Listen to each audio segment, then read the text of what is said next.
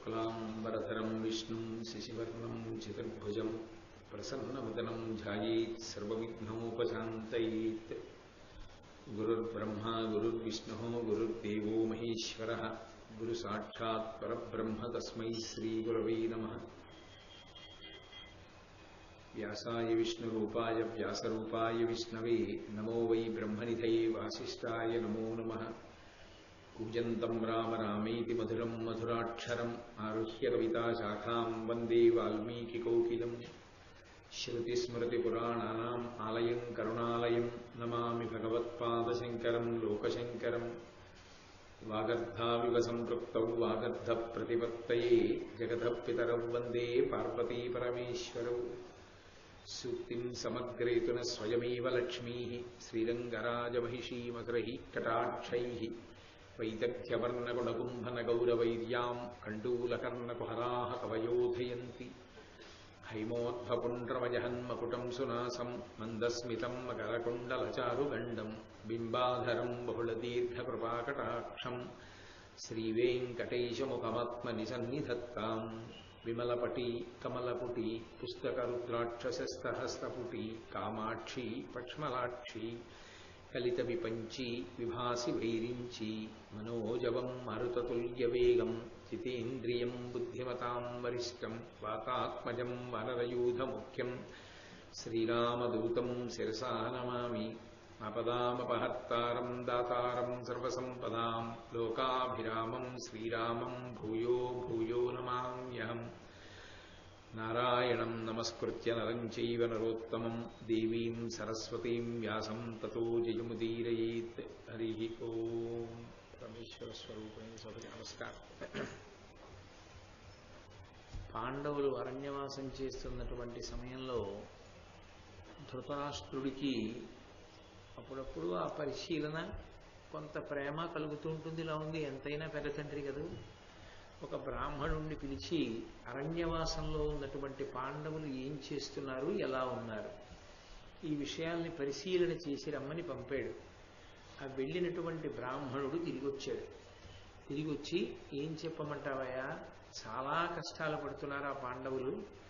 అరణ్యవాసంలో ఎండకు ఎండుతున్నారు, వానకి తడిసిపోతున్నారు, చలికి గడగడలాడుతున్నారు, ఎక్కడో అంతఃపురాల్లో ఉండవలసినటువంటి వాళ్ళు భూషయనం చేస్తున్నారు, ఆ క్రూర మృగాల మధ్యలో తిరుగుతున్నారు, అంత కష్టానికి లోనై ఉన్నారని చెప్పారు. చెప్తే సాధారణంగా విదురుణ్ణి కానీ సంజయుణ్ణి కానీ పిలిచి బాధపడుతూ ఉంటాడు. ఆ ధృతరాష్ట్రుడు బాధపడుతున్నాడు. అమల నివాత సౌధములయందు మనోజ్ఞమరాళతోల కల్పముల చేయించి రేపులు శుభస్థితి మాఘద సూత గీతనాదముల ప్రబోధమంబరయు ధర్మసుతుండు కఠోర భూమి భాగమున చేయించి మేల్కొను శృగాల నినాద వికీర్ణ కర్ణుడై అని. ఆ ధర్మరాజు గారు ఉండేటటువంటి అంతఃపురం ఎంతో శోభాయమానంగా ఉండేటటువంటి అంతఃపురంలో వాసం చేసేటటువంటి వాడు. పైగా అటువంటి వాడు రాత్రి నిద్రపోయినప్పుడు మనోజ్ఞమైనటువంటి అనేక ధ్వనులను వింటూ నిద్రపోతాడు. అటువంటి వాడు మళ్ళీ మేల్కొనేటప్పుడు శుభస్థితితో మంగళప్రదమైనటువంటి శబ్దములను వింటూ లేస్తాడు. వంది మాగధి అని ఇద్దరు ఉంటారు. ఒకరు రాజుని, ఒకరు వంశ చరిత్రాన్ని కీర్తిస్తారు. వాళ్ళ యొక్క స్తోత్రాలు వింటూ నిద్రలేస్తాడు. అలా నిద్రలేవవలసినటువంటి ధర్మరాజు కఠోరమైనటువంటి అరణ్యంలో ఉన్న ఆ భూభాగం మీద నిద్రపోతున్నాడు. ఆయన నిద్ర లేచేసరికి నక్కలు కూస్తూ ఉంటాయి. నక్కల కోతలు వింటూ మేలుకుంటున్నాడు. నా కుమారులు చేసినటువంటి పని వలన నా తమ్ముని కుమారులైనటువంటి పాండవులు, అందున ధర్మమునకు కట్టుబడినటువంటి ధర్మరాజు ఇంత బాధపడుతున్నాడు. ఇందులో శ్లేష వేరొకటి ఉంది. ఆ ధృతరాష్ట్రుడి భయం ఏమిటంటే, ఎప్పుడైనా సరే ఒక ధర్మాత్ముడు బాధపడితే అది ఆయన బాధపడినట్టు కాదు, ఆ ధర్మాత్ముడికి బాధ ఎవరి వలన కలిగిందో వాళ్ళని అగ్నిహోత్రం కాల్చినట్టు కాల్చేస్తుంది. అందుకే సీతమ్మ దగ్గర మాట్లాడకూడని మాటలు మాట్లాడినటువంటి రావణుడు మరణించాడు. ధర్మరాజు గారికి కల్పించకూడనటువంటి కష్టాన్ని కల్పించిన కారణం చేత ధార్తరాష్ట్రులు నశించారు. అది ధర్మరాజు గారు అంత బాధపడుతున్నాడు అంటే ఆయన సత్యానికి ధర్మానికి కట్టుబడ్డాడు. సత్యానికి ధర్మానికి కట్టుబడిన కారణం చేత ధర్మరాజు బాధపడుతున్నాడు. అయ్యో మన వలన ధర్మరాజు ఇంత బాధపడుతున్నాడని కూడా లేకుండా నా కొడుకులు భోగిస్తున్నారు. ఇప్పుడు ఎంత భోగిస్తున్నారో తొందరలోనే అంత భయంకరమైనటువంటి మృత్యువు కూడా ఆసన్నమవుతుంది. కాబట్టి వాళ్ళెవరూ మిగలరు, ధర్మరాజే మిగిలిపోతాడు. ధర్మాన్ని పట్టుకున్నాడు కాబట్టి ధర్మరాజు ఎంత కష్టపడుతున్నాడో రేపు ధార్తరాష్ట్రులకు వచ్చేటటువంటి కష్టం కూడా అంత మిక్కుటంగా ఉంటుంది.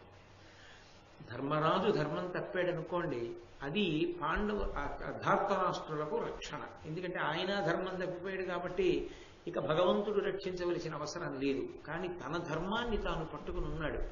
ఇన్ని కష్టాలలో ఉన్నప్పటికీ కూడా తన ధర్మాన్ని తాను అతిక్రమించాడు ధర్మరాజు. ఇది లోపల ఒక రకమైన బాధ ధృతరాష్ట్రుడికి. బాహ్యమునందు ఒక మాట అంగీకరించవలసి ఉంటుంది. ఎంతైనా తన తమ్ముడి కొడుకులు, తనకి రాజ్యాధికారం లేదు, అసలు ఈ భూమండలాన్నంతటినీ గెలిచి రాజ్యాన్ని సంపాదించిన వాడు పాండురాజు. ఆ పాండురాజు శరీరం విడిచిపెట్టాడు. తాను పెద్దనాయన కనుక ఆ బిడ్డల్ని ఎంతో ప్రేమతో హక్కును చేర్చుకుని లాలించి కాపాడాలి.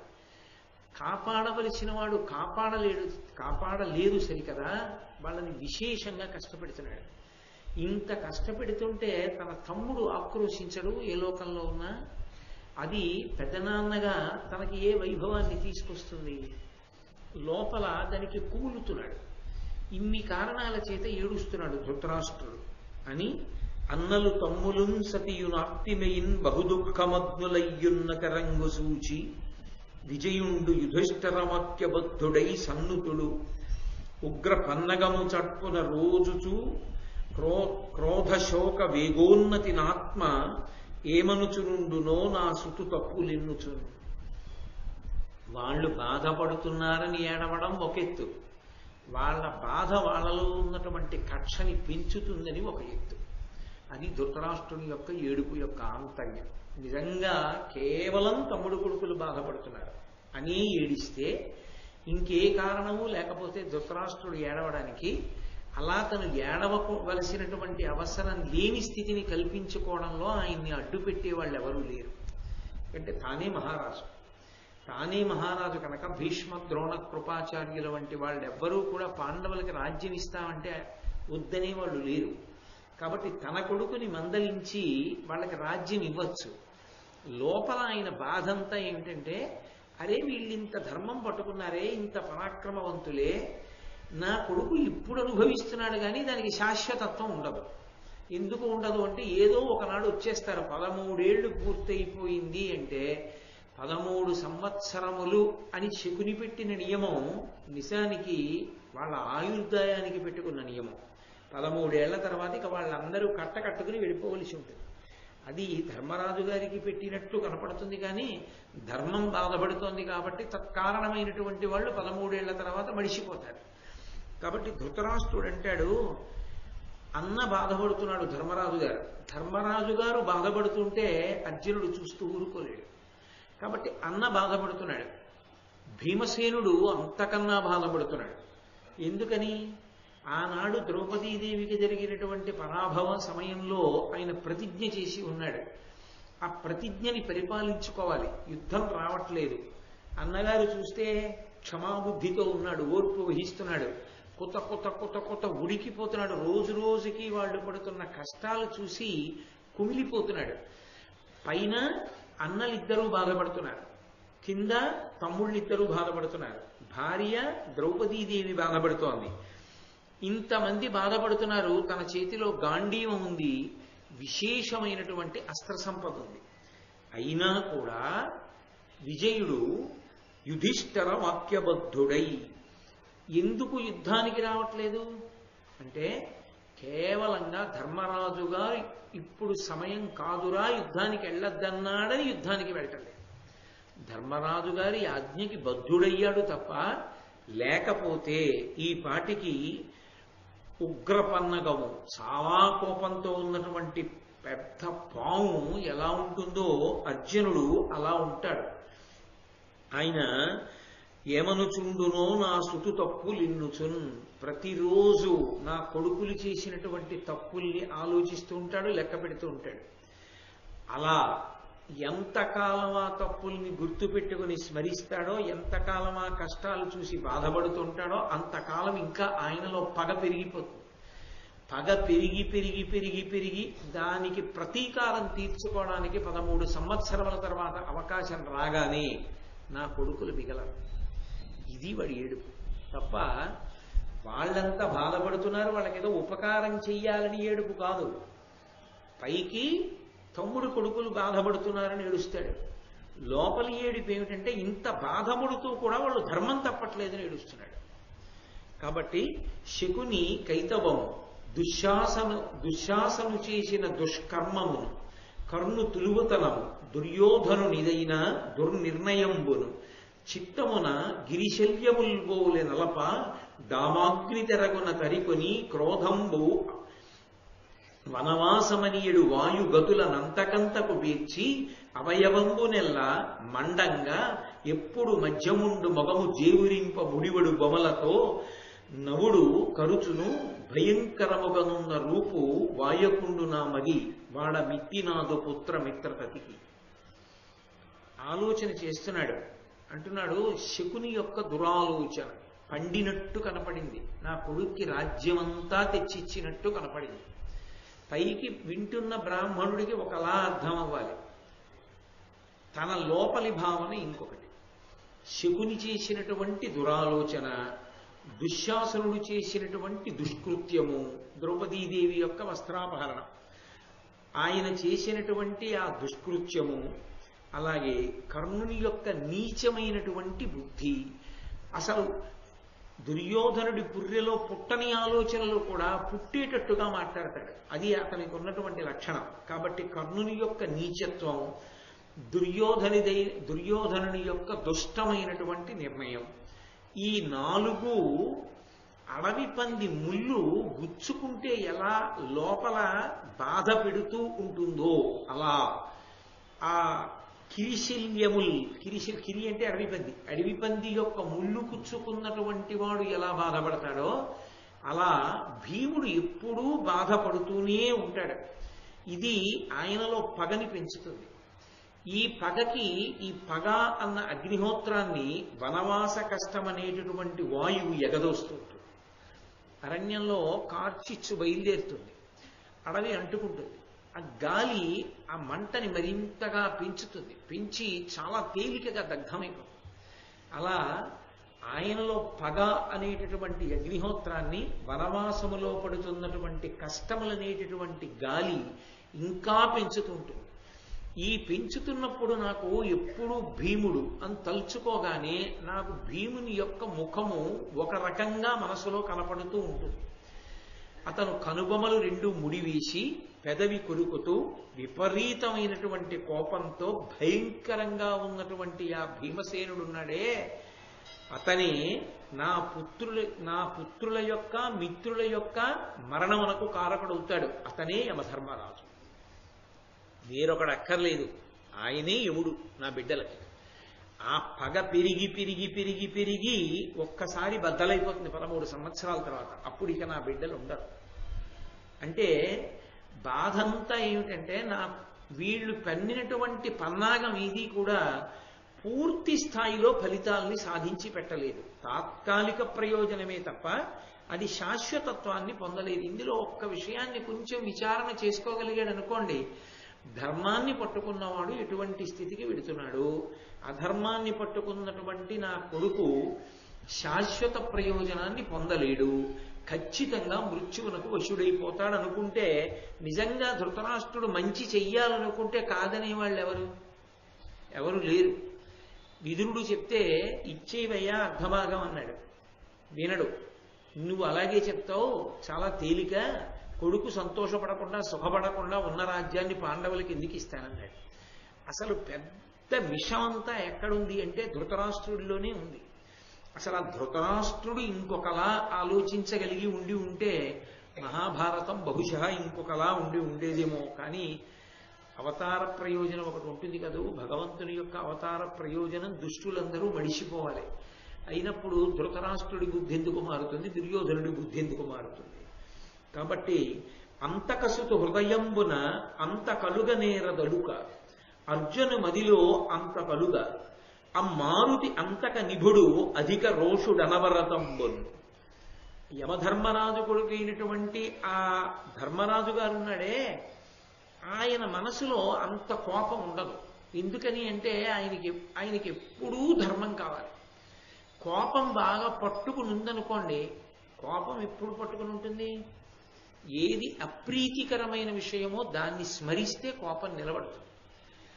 అప్రీతికరమైన విషయాన్ని స్మరించకుండా మనసును నిగ్రహించగలిగాడు అనుకోండి, కోపం నిలబడదు. అది దాని యొక్క స్థావరం అక్కడ ఉంటుంది. అందుకే కామక్రోధములు రెండు అక్క చెల్లెళ్ళుగా ఉంటాయి. ఓ కోరిక పుట్టిందనుకోండి, అది అనురాగం. నాకు ఈ కోరిక తీరాలి అని కోరుకుంటే అది రాగం. ఆ కోరిక తీరలేదనుకోండి, నేను వెంటనే వెతుక్కుంటాను, నా కోరిక తీరకపోవడానికి ఎవరో కారణమై ఉండాలి అని. ఆ కోరిక తీరకపోవడానికి కారణమైన వ్యక్తిని వెతుక్కుంటాను. వెతుక్కుని అప్రీతి అంతా పట్టుకెళ్ళి ఆయన మీద నిక్షేపిస్తాను. నిక్షేపించి ప్రీతి అప్రీతి ఈ రెండు కూడా మనసు యొక్క స్మరణలకి హేతువులు. మనసు స్మరించేది ఈ రెండు కారణాలకే స్మరిస్తుంది. ఒకటి స్మరించింది అంటే ప్రీతి వలన స్మరిస్తుంది. ప్రేమ ఉందనుకోండి స్మరిస్తుంది. ఇప్పుడు నేను ఏం చేసినా ప్రతిరోజు ఓ మాట నా కొడుకు నాకు జ్ఞాపకానికి వస్తాడు. ఎందుకు జ్ఞాపకానికి వస్తాడు అంటే వాడి మీద నాకు ప్రీతి ఉంది. నా కొడుకు కాబట్టి నాకు వాడి మీద ప్రేమ సహజంగా ఉంటుంది. అందుకని నేను ఎన్ని పనుల్లో ఉండనివ్వండి, ఒక్కసారైనా వాడు నాకు జ్ఞాపకానికి వస్తాడు. అలాగే నాకు అప్రీతి ఉందనుకోండి, ఎవరంటేనో నాకు కక్ష ఉందనుకోండి, కక్ష ఉంది కాబట్టి వాళ్ళు కూడా నాకు జ్ఞాపకానికి వస్తుంటారు. ప్రీతి ఉన్న చోట స్మరించినప్పుడు శక్తి నష్టం అవుతుంది, నష్టం అవ్వకపోవడం ఉండదు. ప్రీతి ఎక్కడ ఉందో ఆ వస్తువుని స్మరించినా, ఆ వస్తువుని అనుభవించినా శక్తి నష్టం అవుతుంది. అప్రీతి కలిగినటువంటి వస్తువుని స్మరిస్తే కోపం పుడుతుంది. రెండూ బంధనహేతువులే. అందుకే కోపం పెరగకుండా ఉండాలి అంటే, కోపం తన స్వభావాన్ని కప్పేయకుండా ఉండాలి అంటే, తనకి ఎవరి మీద అప్రీతి ఉన్నదో వాళ్ళ యందు ఉన్నటువంటి మంచి గుణములను స్మరించడం ఒక ఎత్తు, లేదా అసలు వాళ్ళ గురించి ఆలోచించకుండా ఉండడం రెండో ఎత్తు. అప్పుడు కోపానికి వశుడు కాడు. ఎందుకనంటే అవతలవాడు ఏదో చెయ్యవలసిన తప్పు చేసేశాడు, స్మరిస్తూ కూర్చున్నాడు యువతలవాడు, కాబట్టి వీడికి కోపం ఎక్కువైంది. ఇప్పుడు కోపం ఎక్కువైంది అనుకోండి, పక్కన ఉన్న బ్రాహ్మణుల్లో వచ్చినటువంటి మహాపురుషుణ్ణో తక్కువ చేసి ప్రవర్తించాడు అనుకోండి ధర్మరాజు గారు, ఒక్క శాపవాక్కు విడిచిపెట్టి వెళ్ళారనుకోండి, నీ తమ్ముడికి ఏ అస్త్రము సమయానికి జ్ఞాపకమునకు రాకుండుగాక అన్నాడు అనుకోండి, ఏమవుతుంది? కాబట్టి కోపాన్ని ఎందుకు దగ్గర ఉంచకూడదు అంటే, ఆ కోపం ఎవరినో పాడు చేయదు. నిన్ను పాడు చేశాడని నువ్వు ఎవరిని అనుకుంటున్నావో వాడిని కోపం పాడు చేయదు. నువ్వు కోపం పెట్టుకున్నావు, వాడు ఎందుకు పాడవుతాడు? వాడేం పాడైపోడు. నువ్వు కోపంగా ఉండి లోపల తిట్టుకుంటుంటే వాడు పాడైపోతాడేంటి? కానీ నిన్ను ఆవహిస్తుంది. అది ఆవహిస్తే ఏమవుతుందంటే అదుపు తప్పుతాడు. మనిషిని అదుపు తప్పేట్టు చేసేది ఏది అంటే కోపం. అందుకే కోపంగా ఉన్నప్పుడు మాట్లాడినటువంటి మాటలు ఎప్పుడూ కూడా ఒక మర్యాదకి కట్టుబడినటువంటి మాటలుగా ఉండవు. వణికిపోతూ ఉంటాడు, కదిలిపోతూ తొందరగా నోరు అదుపు తప్పిపోయి మాట్లాడేస్తుంది. అంటే లోపల ఉండేటటువంటి భావముల యొక్క ప్రచోదనం అంత వేగంగా ఉంటుంది. ఇప్పుడు ఎదురుగుండా ఉన్నవాళ్ళు ఎవరో తెలుసుకోకుండా అలా ప్రవర్తించేశాడు అనుకోండి, దాని వలన ప్రమాదం ఎవరికి వస్తుంది? కోపం తెచ్చుకున్నవాడికి వస్తుంది. ఎవరి మీద కోపడ్డాడో వాడేమవుతాడు? వాడక్కడ బాగానే ఉన్నాడు, వాడికి ఏమి ఇబ్బంది లేదు, వాడు మళ్ళీ నవ్వుతాడు, మంచి బలేపాడయ్యాడ్రా అంటాడు. కాబట్టి తన కోపమే తన శత్రువు. కోపాన్ని దగ్గరగా ఉంచుకోవడం అసలు ఎప్పుడూ ప్రయోజనకారి కాదు. సర్వకాలముల యందు నష్టాన్ని ఇవ్వగలిగింది ఏమైనా ఉంటే కోపం ఒక్కటే. అందుకే కోపము పోవడానికి మార్గం ఏదైనా ఉంటే పరిశీలన ఒక్కటే ఉంది. పరిశీలనము వినా కోపాన్ని వదిలిపెట్టడానికి మార్గము లేదు. మీరు ఏ కారణం చేత కోపాన్ని వదిలిపెట్టడం కుదిరే విషయం కాదు. స్వభావంలో కోపం ఎక్కువగా ఉంటే దాన్ని విడిచిపెట్టాలి అంటే మార్గం ఏమిటంటే పరిశీలన ఒక్కటే. నేను ఎందుకు ఇలా కోపడుతుంటాను, దానివల్ల నేనేం పోగొట్టుకుంటున్నాను, ఎవరితో ఎలా మాట్లాడుతున్నాను, నన్ను 10 మంది ఎలా చూస్తున్నారు, నేను ఇలా ఉండకూడదు కదా అని పరిశీలించుకోవడం అలవాటవడం ఒక ఎత్తు. 2, ముట్టుకోకూడదు ముట్టుకోగానే తల్లి చూడండి ఒక్క లెంపకాయ కొట్టడం లేకపోతే చేతిలోంచి తీసేయడం చేస్తుంది. అలా కోపం వస్తుండగా అమ్మ బాబోయ్ వచ్చేస్తోందని తెలుసుకుని వదిలిపెట్టేసే ప్రక్రియలోకి వెళ్ళిపోవడం. దీని దగ్గరికి రానివ్వకూడదురో అని ఉత్తర క్షణంలో దాన్ని విడిచిపెట్టేసేటటువంటి ప్రక్రియకి వెళ్ళడం. విడిచిపెట్టేసే ప్రక్రియ అంటే మీకు ఏ కారణానికి అసమ్మతి ఉన్నదో అసమ్మతిని ఒక్కదాన్నే వ్యక్తం చేసి విడిచిపెట్టడం, మీ అభిప్రాయ ప్రకటన చెయ్యడం. నేను అంగీకరించలేను, కుదరదు, నేను మీతో ప్రశాంతంగా ఉండడం సంభవం కాదు. ఎందుచేత అంటే నాకు మీ యందు ఈ దోషం కనపడుతోంది, ఈ దోషం మీ యందు ఉంది కాబట్టి నన్ను అది కోపానికి వశుండి చేస్తుంది, అందుకని నేను మీతో కలిసి ఉండాలని అనుకోవట్లేదు, అది ఇద్దరం కలిసి చేయడం సాధ్యం కాదు అని మీ అసమ్మతిని మాత్రమే చెప్పాలి అంటే మీరు మీ నియంత్రణలోనే ఉండాలి. అలా నియంత్రణలో ఉండాలంటే కోపాన్ని పరిశీలన చేయాలి. అందుకే కోపానికి విరుగుడు పరిశీలన ఒక్కటే, వినా మార్గము లేనే లేదు. ఎందుకనంటే ఎన్ని విననివ్వండి, లోకంలో ఉండేటటువంటి పెద్ద విశేషం ఏమిటంటే అంతఃకరణమును సాక్షిగా తీసుకుని విన్నటువంటి విషయాల్ని ఆచరణలోకి తెచ్చుకునేటటువంటి ప్రయత్నం చేసేటటువంటి వాడికి తప్పు చెయ్యకుండా చూడడానికి ఏదీ అక్కర్లేదు. అసలు ఆ పరిశీలన లేని వాడికి తప్పు చెయ్యకుండా ఉండడానికి ఎదురుగుండా ఏదున్నా ఆపలేదు. నేను అన్న విషయాన్ని మీరు పట్టుకున్నారా లేదు?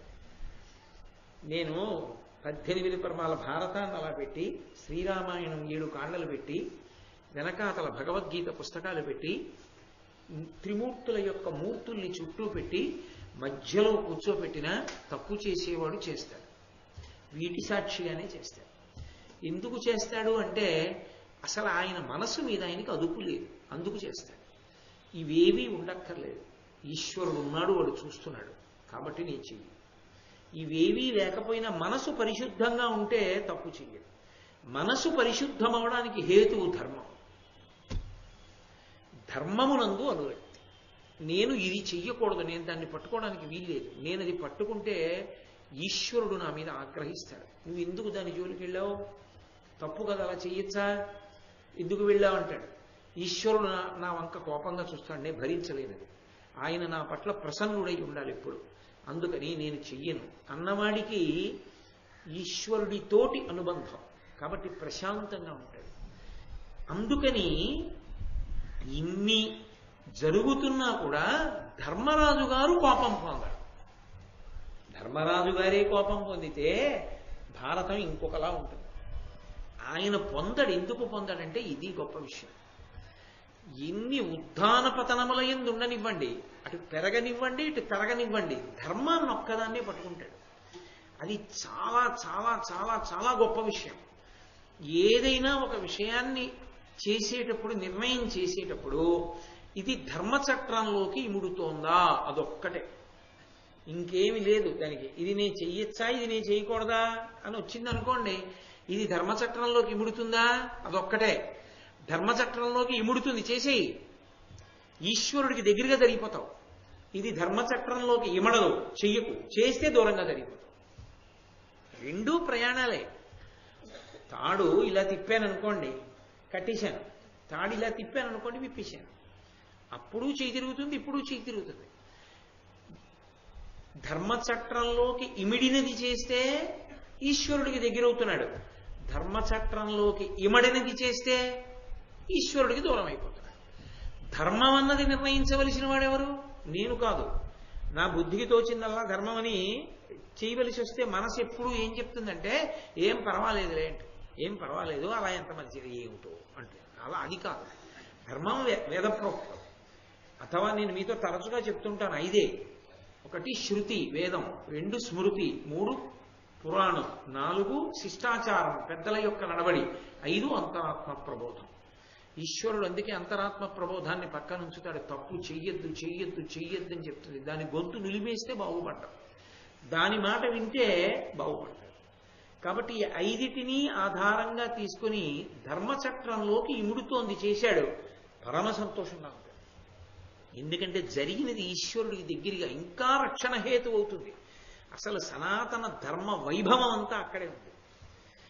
ఏదీ చెయ్యకుండా కూర్చోవడం ఎప్పుడూ సాధ్యం కాదు. అలా కూర్చోలేదు. ఒకవేళ ఉన్నా మీ మనసాగం అది చేస్తుంది. కాబట్టి ధార్మికమైన పని చేయడానికి అలవాటు పడిపోతే ఎప్పుడూ శాంతిగా ఉంటాడు. అది పెరగడానికా తరగడానికా అనవసరం. అందుకే మీరు ఎప్పుడైనా చూడండి, శ్రీరామాయణంలో రాముడు ఒక పని చేస్తే ఇది ధర్మచక్రంలోకి ఇముడుతుందా అదొక్కటే చూస్తాడు. ఇముడుతుంది చేస్తాడు, ఇమడదు చెయ్యడు. అదే ధర్మాన్ని పట్టుకోవడం అంటే. ఇంకేం ఉండదు, అంతకన్నా పెద్ద విశేషం ఏమి ఉండదు. కానీ ఆ పట్టుకోవడానికి, పట్టుకోవలసినదే అని తెలిసి పట్టుకోకుండా ఉండడానికి, ఇది పట్టుకోకూడనిది అని తెలిసినా పట్టుకోవడానికి కారణం మనసు. ఆ మనసు లొంగుతుంది తప్పకుండా. దానికి ఒక లక్షణం ఉంది, అది ఆర్ద్రత. అది తడుస్తుంది, అది ముద్దవుతుంది. దేనికి ముద్దవుతుందంటే ప్రబోధానికి ముద్దవుతుంది. మనం చదువుకోవడం కన్నా పెద్దల దగ్గర విన్నాం అనుకోండి, నాటుకుంటుంది మనసులో. నాటుకుని ఎంత విన్నాం మనం, ఎందుకు మనకి ఇది వద్దు అంటే ఉద్వేగాన్ని పొందదు, ప్రశాంతంగా ఉంటుంది. లోపల నుంచి తరచు జ్ఞాపకం చేస్తుంది. వింటున్నావుగా రోజు, ఎందుకు మనం ఇంకోళ్ళని చిన్నబుచ్చి మాట్లాడడం, ఏమిటి కలిసి వస్తుంది మాట అలా మాట్లాడితే, వద్దు. చక్కగా మనం ఆ గంభీరంగా అవతల వాళ్ళని గౌరవించి మాట్లాడదాం. కాబట్టి ఈ దేశంలో ప్రబోధం అనేటటువంటి దానికి అంత గౌరవం రావడానికి, ప్రబోధం అనేటటువంటిది తప్పకుండా జరగడానికి కారణం అదే. మనుష్యుల మనసు ధర్మాన్ని పట్టుకోవాలన్నది ఒక్కటే పరమ ప్రతిపాదనము. అందుకే ప్రబోధము ఎప్పుడు ధర్మానికి దూరంగా జరిగేటట్టుగా ఉండకూడదు, అది తప్పు. ఏం పర్వాలేదులేండి, ఇన్నాళ్ళు చేశారు కదా, ఇంక ఇప్పుడు చెయ్యక్కర్లేదండి అని అభయాలు ఇచ్చి ఎప్పుడు ఏ విషయంలోనూ మాట్లాడకూడదు. వేదం చెయ్యమన్న దాన్ని ఏం పర్వాలేదులేండి మీరు చెయ్యక్కర్లేదని చెప్పడానికి నేను కాదు, ఎవరూ సరిపోరు. వేదం అలా చెప్పింది అలా చెయ్యండి, తప్పు అలా చేయకుండా ఉండకూడదనే చెప్పాలి. కాబట్టి ఆయన ఉన్నాడే ధర్మరాజు, ఆయన మనసంత తొందరగా కోపం తెచ్చుకోదు. అది ఆయన గొప్పతనం. కోపం తెచ్చుకోదని వదిలేస్తే అందులో విశేషమే ఉంది. ఎందుకు కోపం తెచ్చుకోదు అంటే ధర్మాన్ని పట్టుకుంటుంది. కోపము వలన వచ్చే ప్రమాదాన్ని ఆలోచిస్తుంటాడు. అందుకని ధర్మమునందు అనురక్తి కలిగే వాటితో కూడి ఉంటాడు ధర్మరాజు. అలాగే అర్జునుడు కూడా మదిలో అంత అలక పొందడు, పెద్ద అంత కోపంతో ఉండడు. ఎప్పుడు అవకాశం వచ్చేస్తుందని పళ్ళు పటపట పట కొరుకుతూ ఉండడు. అంతక నిభుడు, సాక్షాత్తు ధర్మరాజు గారి యొక్క మూర్తీభవించిన రూపం. అంతక నిభుడు అధిక రోషుడనవరతంబన్, విపరీతమైన కోపంతో ఉండేవాడు ఆ మారుతి సుతుడు, వాయుపుత్రుడు భీమసేనుడు. వాడే చంపేస్తాడు నా పిల్లల్ని. ఎందుకని? ప్రేమంతా గూడు కట్టుకుంది దుర్యోధనుడి మీద. ఆ దుర్యోధనుడిని భీముడు చంపేస్తాడు, ప్రతిజ్ఞ చేశాడుగా. ఇది భయం. అందుకని ఎంత తలుచుకు తలుచుకు తలుచుకు తలుచుకు కుమిలిపోతున్నాడో చూడండి. పోని తండ్రి కుమిలిపోతున్నాడని వీడు బాగుపడ్డాడు, వీడు బాగుపడ్డని ఆయన్ని పిలవాలి. చెప్పాడు కదా మహానుభావుడు, మహర్షులు వచ్చి చెప్పారు, సంగము చేత మారతారయ్యా. లోకంలో ఎంతటి వాణ్ణి మార్చగలిగింది ఏదో తెలుసా? సంగం మారుస్తుంది. ఎన్ని పుస్తకాలు చదివినా మారనివాడు, ఎన్ని చూసినా మారనివాడు ఒక ధార్మికుడైనటువంటి వ్యక్తితో కలిసి ఉండడం అలవాటు చేసుకుంటే మార్పు వచ్చేస్తుంది తనంత తానుగా. ఎందుకో తెలుసా? ఆయన మీద ప్రీతి పెట్టుకుంటే చాలు. ధర్మం మీద ప్రీతి వదిలేయి, నీకు లేదు పెట్టుకోమని నేను చెప్పను. ఎవరికి? మారడం కోసం నేను చెప్తున్నది తప్ప ధర్మాన్ని వదలమని నేను ఎప్పుడు చెప్పను. అటువంటి వాడు ఒక ధార్మికుడైన వ్యక్తిని గౌరవించడం మొదలుపెట్టాడు అనుకోండి, పాపం ఆయనండి నమ్ముకున్న దానికి పాటుపడుతూ ఉంటాడు అన్నారనుకోండి. ఇప్పుడు మీరు ఆయనతో కలిసి ఉండడాన్ని ఇష్టపడితే ఆయన ఏం చేస్తాడు? రామయ్య దేవాలయానికి వెళ్ళొద్దాం అంటాడు. ఆయనతో కలిసి గుళ్ళోకి వెళ్ళాలా? రామయ్య సంధ్యావందనం చేద్దాం వేళ అయింది అంటాడు. ఏమయ్యా ఎంత మంచి విషయం చూడు, ఎంత గొప్ప విషయం మాట్లాడుతున్నారో అంటాడు. వినగా వినగా ఆయనతో వెళ్ళగా వెళ్ళగా చదవగా చదవగా మెల్లిగా ఏమవుతుంది, మార్పు ప్రారంభం అవుతుంది. అందుకే సంగము వలన మారనివాడు ఉండడు. ధర్మరాజుని తీసుకొచ్చి పట్టాభిషేకం చేయి, పక్కన తమ్ముడిగా ఉంటాడు, అప్పుడు మారతాడని చెప్పాడు. చేశాడా? ప్రాణం పోయినా పట్టాభిషేకం చేయడు, తన కొడుకే ఏలుకోవాలి. చచ్చిపోతాడని బాధపడితే పరిష్కారం ఎక్కడి నుంచి దొరుకుతుంది? అంటే మౌఢ్యం. దీనివల్ల కొడుకు పాడైపోతున్నాడని తెలిసి అలా వద్దురా అని చెప్పలేకపోయిన ఏ తండ్రి అయినా ధృతరాష్ట్రుడే అవుతాడు అప్పుడు. కాబట్టి అందుకే మహాభారతమేది అది ఎప్పటికీ ఉండే కథ, ఒకనాడు ఉండి ఒకనాడు లేని కథ కాదు. కాబట్టి అదిగో ఆ భీముడంటే భయం. ధృతరాష్ట్రుడికి ఎప్పుడూ కడుపులో బాధంతా ఎవరి మీద అంటే భీముడి మీదే. ఆఖరికి తను అనుకున్నట్టు జరిగింది, చచ్చిపోయాడు దుర్యోధనుడు.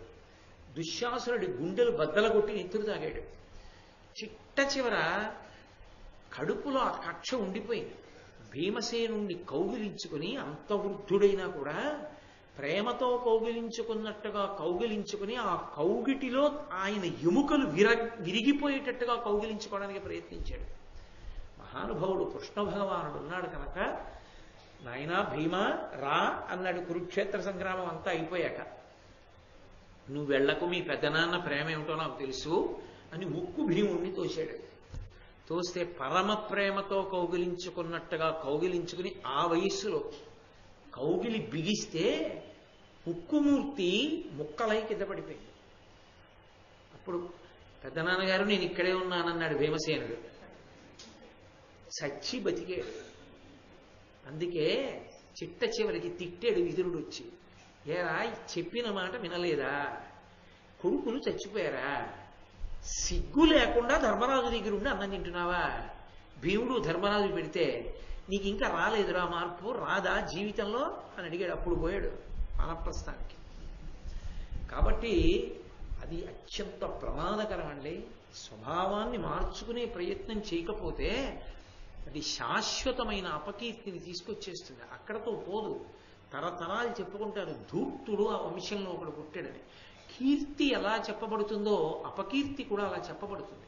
అందుకే మనిషి ప్రయత్నపూర్వకంగా కీర్తివంతుడుగా బ్రతకడానికి ప్రయత్నించాలి తప్ప అపకీర్తిని తెచ్చుకునే ప్రయత్నం చెయ్యకూడదు.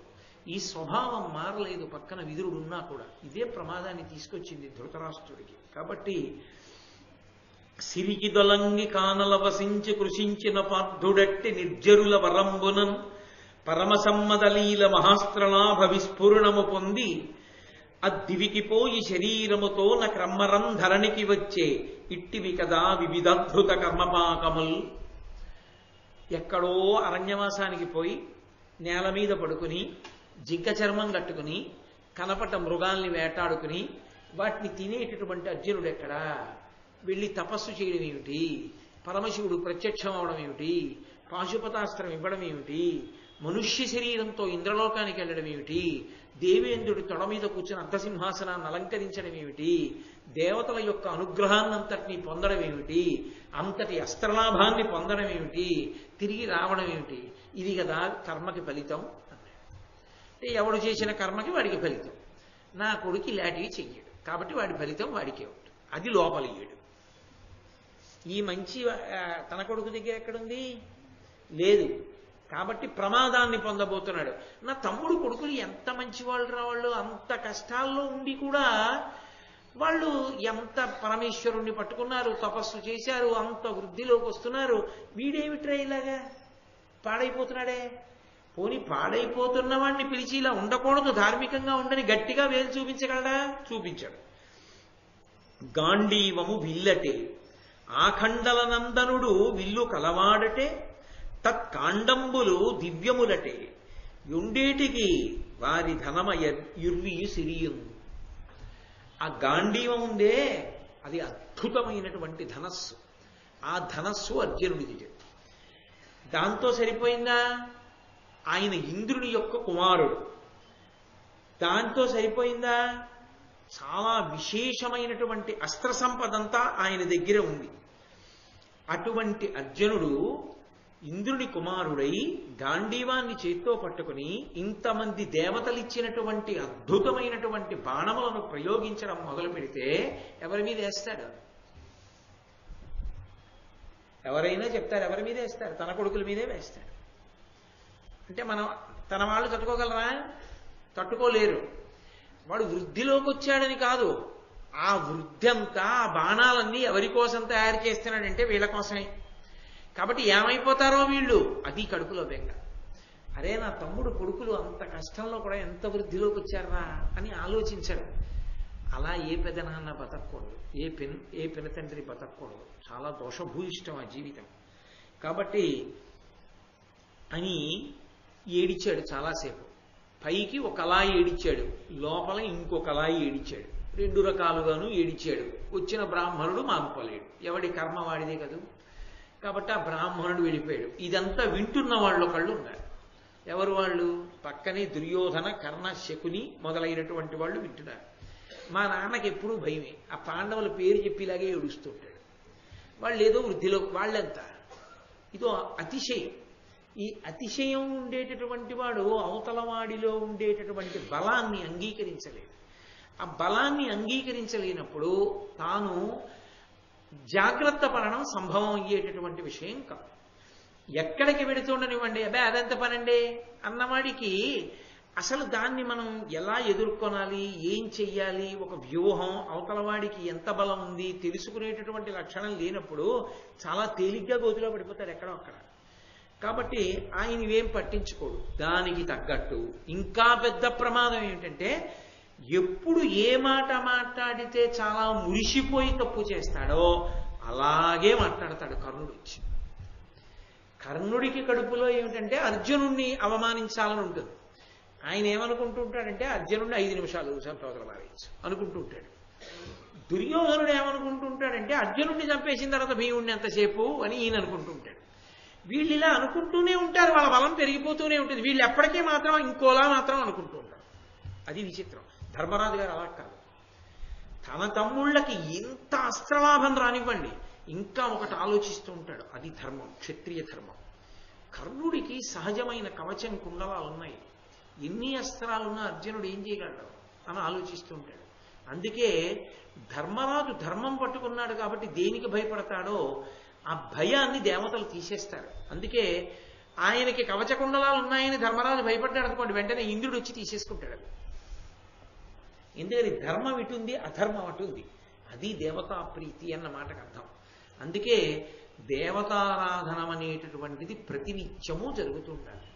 దేవతల్ని ఆరాధన చేస్తే వాళ్ళు మనకి రాబోయేటటువంటి కష్టాన్ని కూడా దృష్టిలో పెట్టుకుని మనం బలహీనమైపోయి మనం దెబ్బ తినకుండా ఉండడానికి కావలసినటువంటి బలాన్ని సమకూరుస్తారు.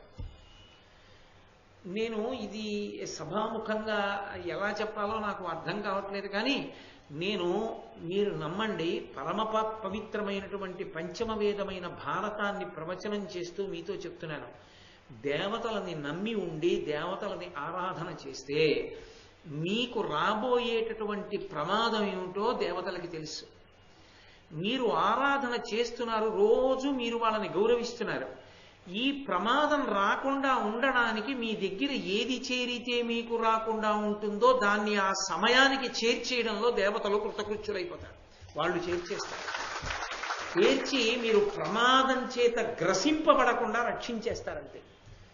అది చిన్న తేడాగా మారిపోతుంది. దేవతానుగ్రహం లేదనుకోండి, ఇంకొకలా మారుతుంది. ఆ సమయానికి కలిసి రాదంతే. ఉంటుంది ఎంతో, కానీ అది కలిసి రాదు. ఆ సమయానికి కలిసి రాకపోవడం అన్నది ఒక్కటి చాలు ప్రమాదంలోకి నెట్టేస్తుంది. ఆ కలిసి రావడం అన్నది ఒక్కటి చాలు ప్రమాదంలోంచి గట్టెక్కించేస్తుంది. ఈ కలిసి రావడం, కలిసి రాకపోవడం అన్నవి దేవతానుగ్రహాలు. అందుకే ఎవరు దేవతల అనుగ్రహాన్ని ఎప్పుడూ అపేక్షిస్తూ ఉంటారో అటువంటి వాళ్ళని ఎప్పుడూ దేవతలు రక్షణ చేస్తూనే ఉంటారు. కాబట్టి కర్ణుడు దుర్యోధనుడి దగ్గరికి వచ్చి అన్నాడు, జానపదుల్ పురీజనులు సంతతమున్ ప్రమదంబెనర్ప నీదైన శుభోదయంబ హృదయంబుల కోరుచునున్నవారు సమ్మానమునుంది కౌరవ సమాజము నిన్ను భజింప భూరి తేజోనిధివై వెలింగెదవు సూర్యుని చట్పున నీవై మహిన్.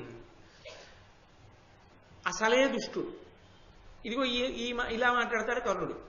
ఆయన వచ్చి అన్నాడు, జానపదులు అంటే ఏమీ తెలియని వాళ్ళు, పల్లెపట్లలో ఉండేటటువంటి వాళ్ళు, పురీజనులు, పురమలలో ఉండేటటువంటి నాగరికులు అందరూ కూడా ఎంత సంతోషపడిపోతున్నారో. రాజంటే దుర్యోధనుడు, అబ్బా మాకు ఆయనే రాజు కావాలంటున్నారు అందరూ.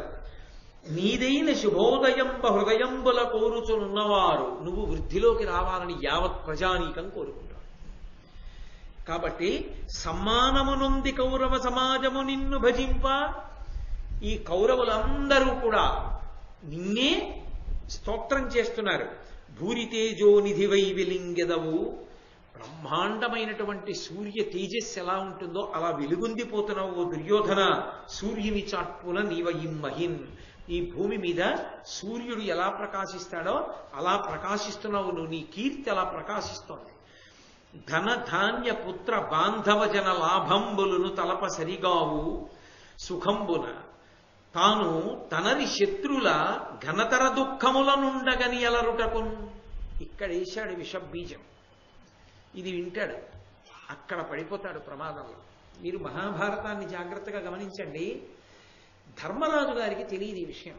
ఎక్కడో అంతఃపురంలో జరుగుతోంది కుట్ర. కర్ణుడు కడుపులో ఒకటి పెట్టుకుని మాట్లాడడం మొదలుపెట్టాడు. ఇక్కడ ఒక కుట్రకి బీజం పడుతోంది. ఇది ధర్మరాజుకి తెలియదు, ఇది భీముడికి తెలియదు.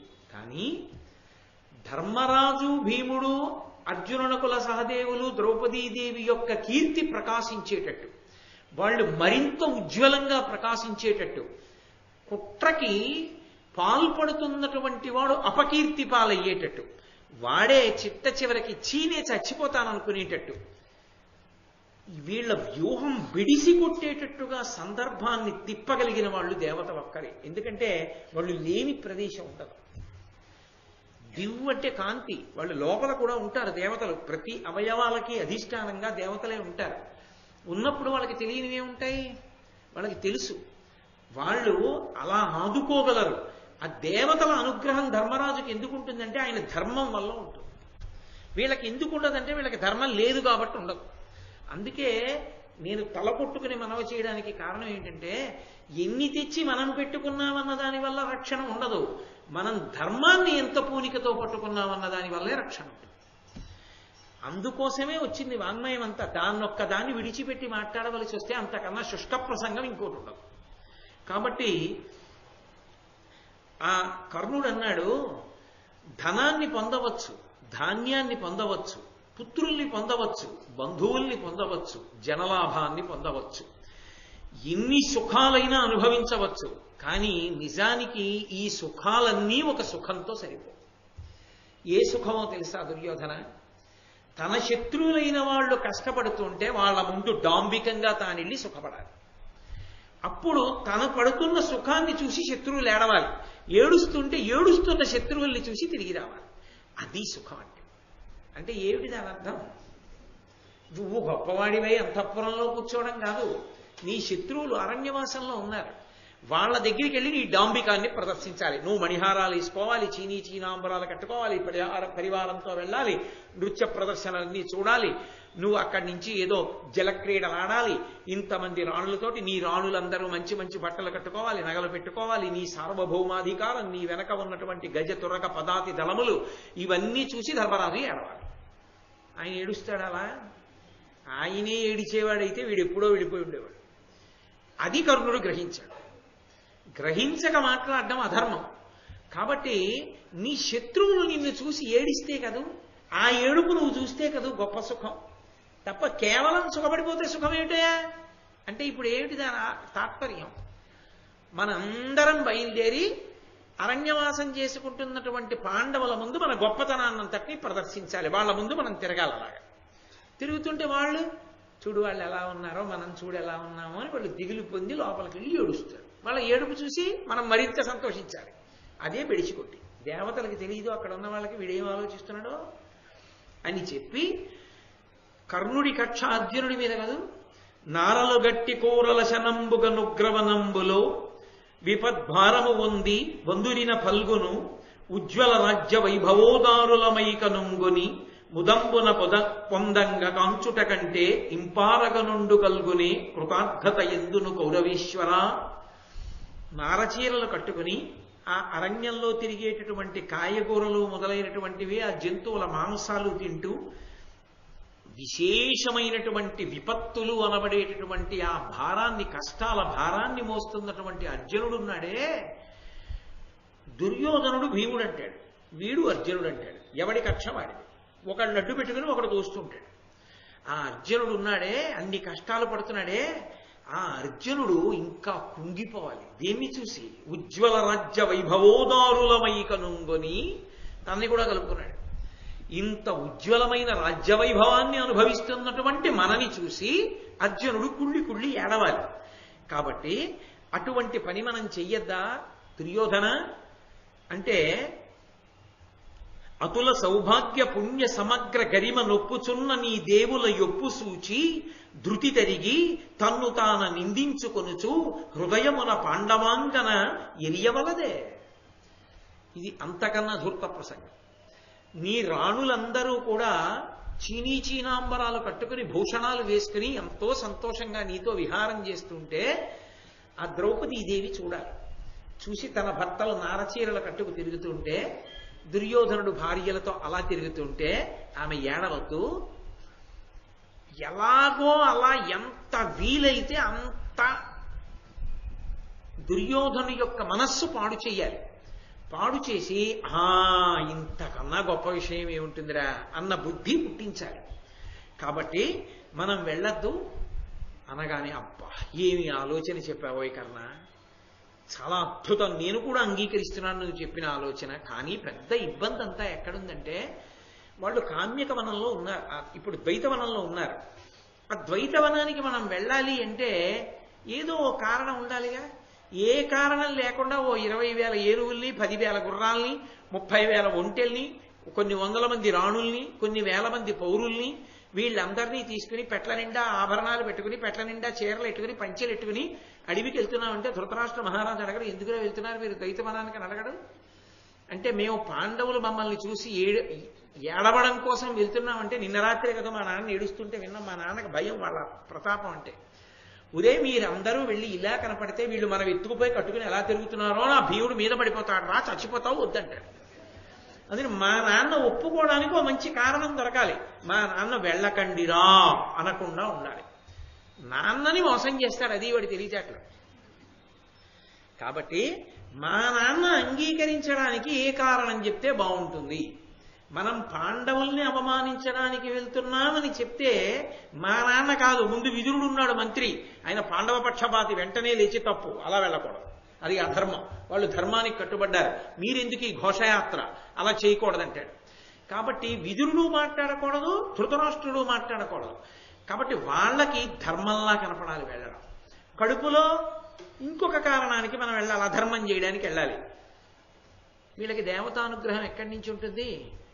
ఉంటుందే, మీ ఉత్తమమైన సంకల్పాన్ని బట్టి దేవతల అనుగ్రహం ఉంటుంది. అందుకే ఒక్కొక్కరు చేసిన సంకల్పం ఎందుకు నిలబడుతుందో తెలుసా? వాళ్ళ సంకల్పం నిలబడినా దేవతానుగ్రహం, వాళ్ళ సంకల్పం నెరవేరకపోయినా దేవతానుగ్రహం. ఒక్కొక్కసారి జరగకపోయినా ఈశ్వరుడిలో ప్రమాదం ఉందని జరగనివ్వడు, జరిగితే ఈశ్వరానుగ్రహం తప్పకుండా వాళ్ళ సంకల్పం నిజమయ్యేటట్టు చేస్తుంది. కానీ ధూర్తుడైనటువంటి వాడి సంకల్పాలు జరగవు, ఎందుకంటే వాడు అధర్మాన్ని పట్టుకున్నాడు. కాబట్టి వీడు పాండవుల్ని అవమానించాలని బయలుదేరితే చచ్చిపోవలసినంత అవమానం వీడే మూట కట్టుకుని తిరిగి వచ్చేస్తాడు. కారణం దేవతానుగ్రహం ఉండదు, అధర్మం వల్ల. కాబట్టి మా నాన్న ఒప్పుకోవడానికి వీలైనటువంటి ధార్మికమైన కారణం ఏం చూపిస్తాం? ఇది పెద్ద సమస్య. వెళ్ళడం తేలిక, ఎంతసేపు తన దగ్గర ఉన్నవే అన్ని పట్టుకు బయలుదేరుతాడు. కానీ వెళ్ళడానికి ఒప్పుకోవద్దు.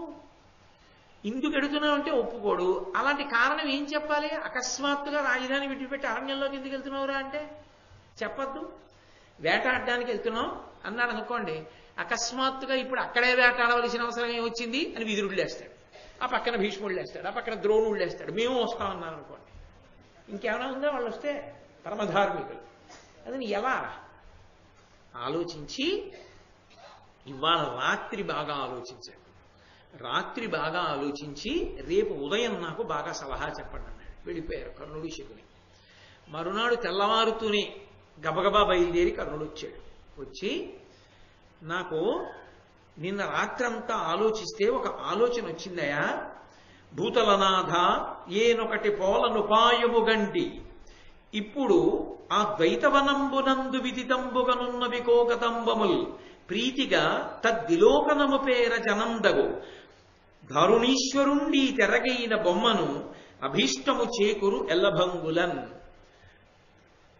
ఓ దుర్యోధన, మనకి చెందినటువంటి గోవుల మందలు కొన్ని వేల మందలు ద్వైతవనంలో ఉన్నాయి, అరణ్యంలో.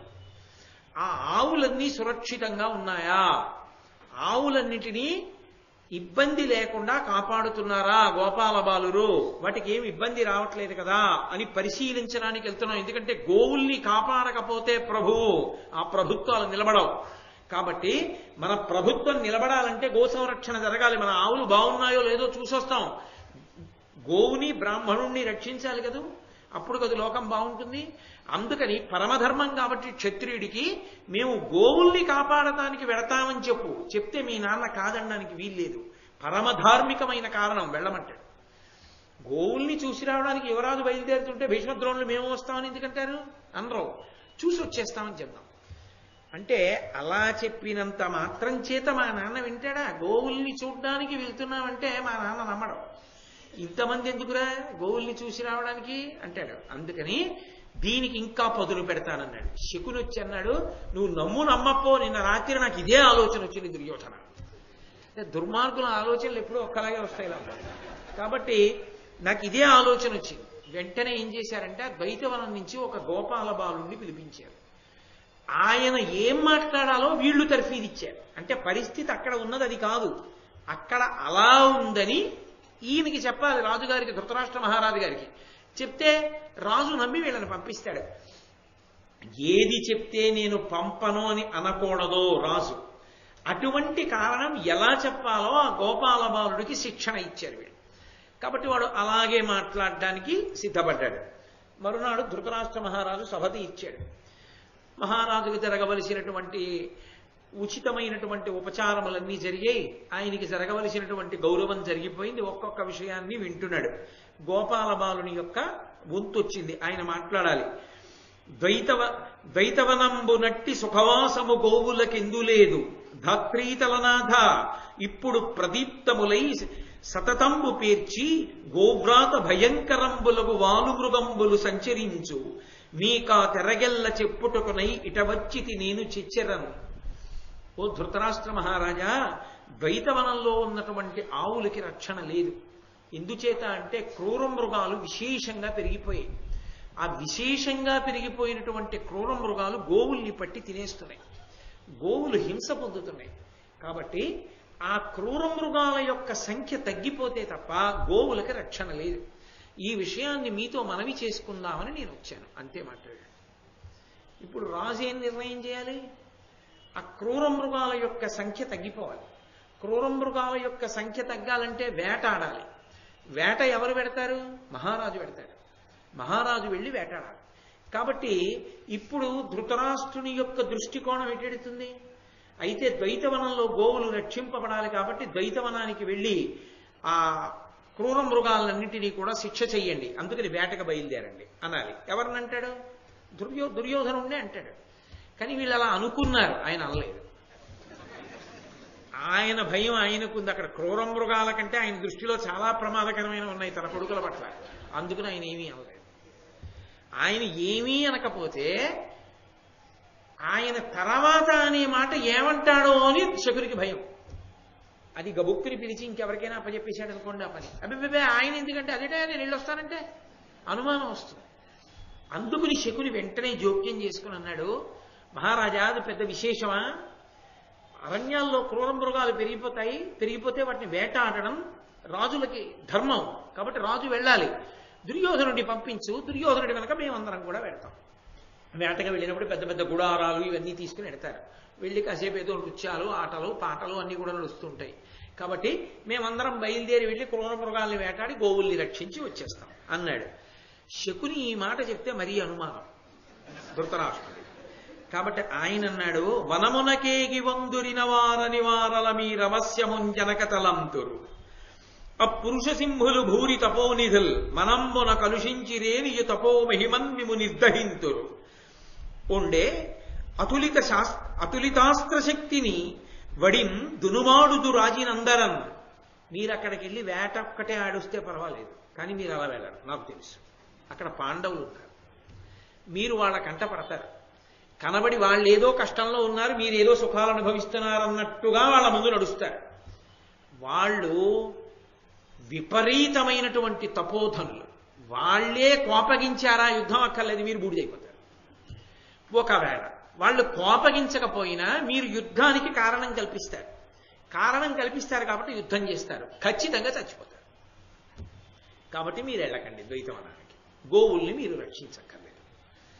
ఈ మాట చెప్పగానే శకునే ఆలోచనలు అమ్మో చాలా అద్భుతంగా ఉంటాయి. పోనీ ధృతరాష్ట్రుడు అక్కడతో ఊరుకోలేదు. ఆయనకి పెద్ద భయం ఏమిటంటే అర్జునుడి మీద. ఎందుకంటే పక్కన కర్ణుడు ఎడతాడు.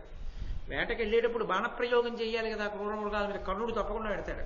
కర్ణుడిని చూడగానే అర్జునుడు చూడగానే కర్ణుడు ప్రశాంతంగా ఉండరు కాబట్టి యుద్ధం వస్తుంది. యుద్ధం వచ్చిన తర్వాత కర్ణుడిని ఒక్కడనే నిర్జిస్తాడేంటి అర్జునుడు.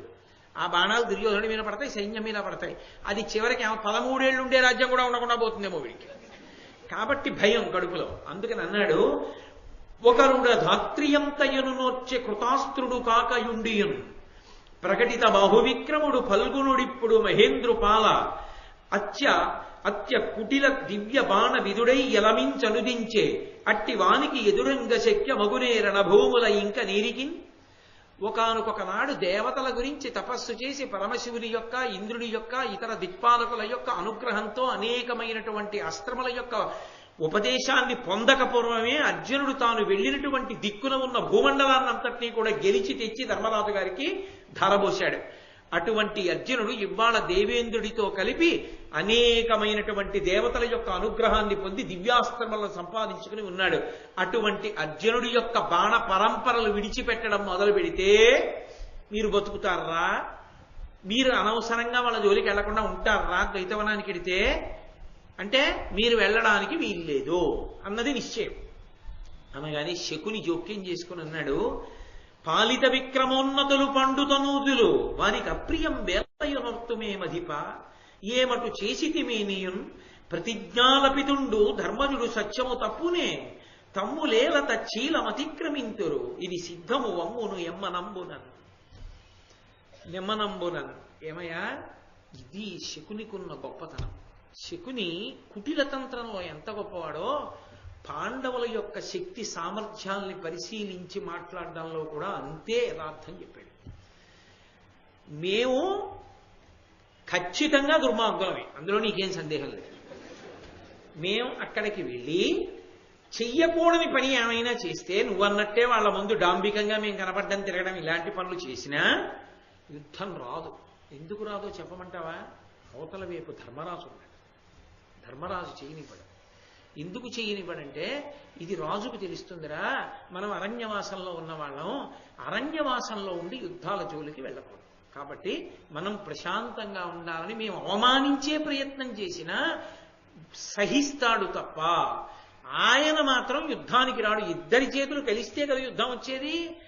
ఆయనకి అంత సహనం ఉన్నప్పుడు యుద్ధం ఎక్కడి నుంచి వస్తుందయా? పిచ్చిరాజా, గుడ్డిరాజా? రాదు.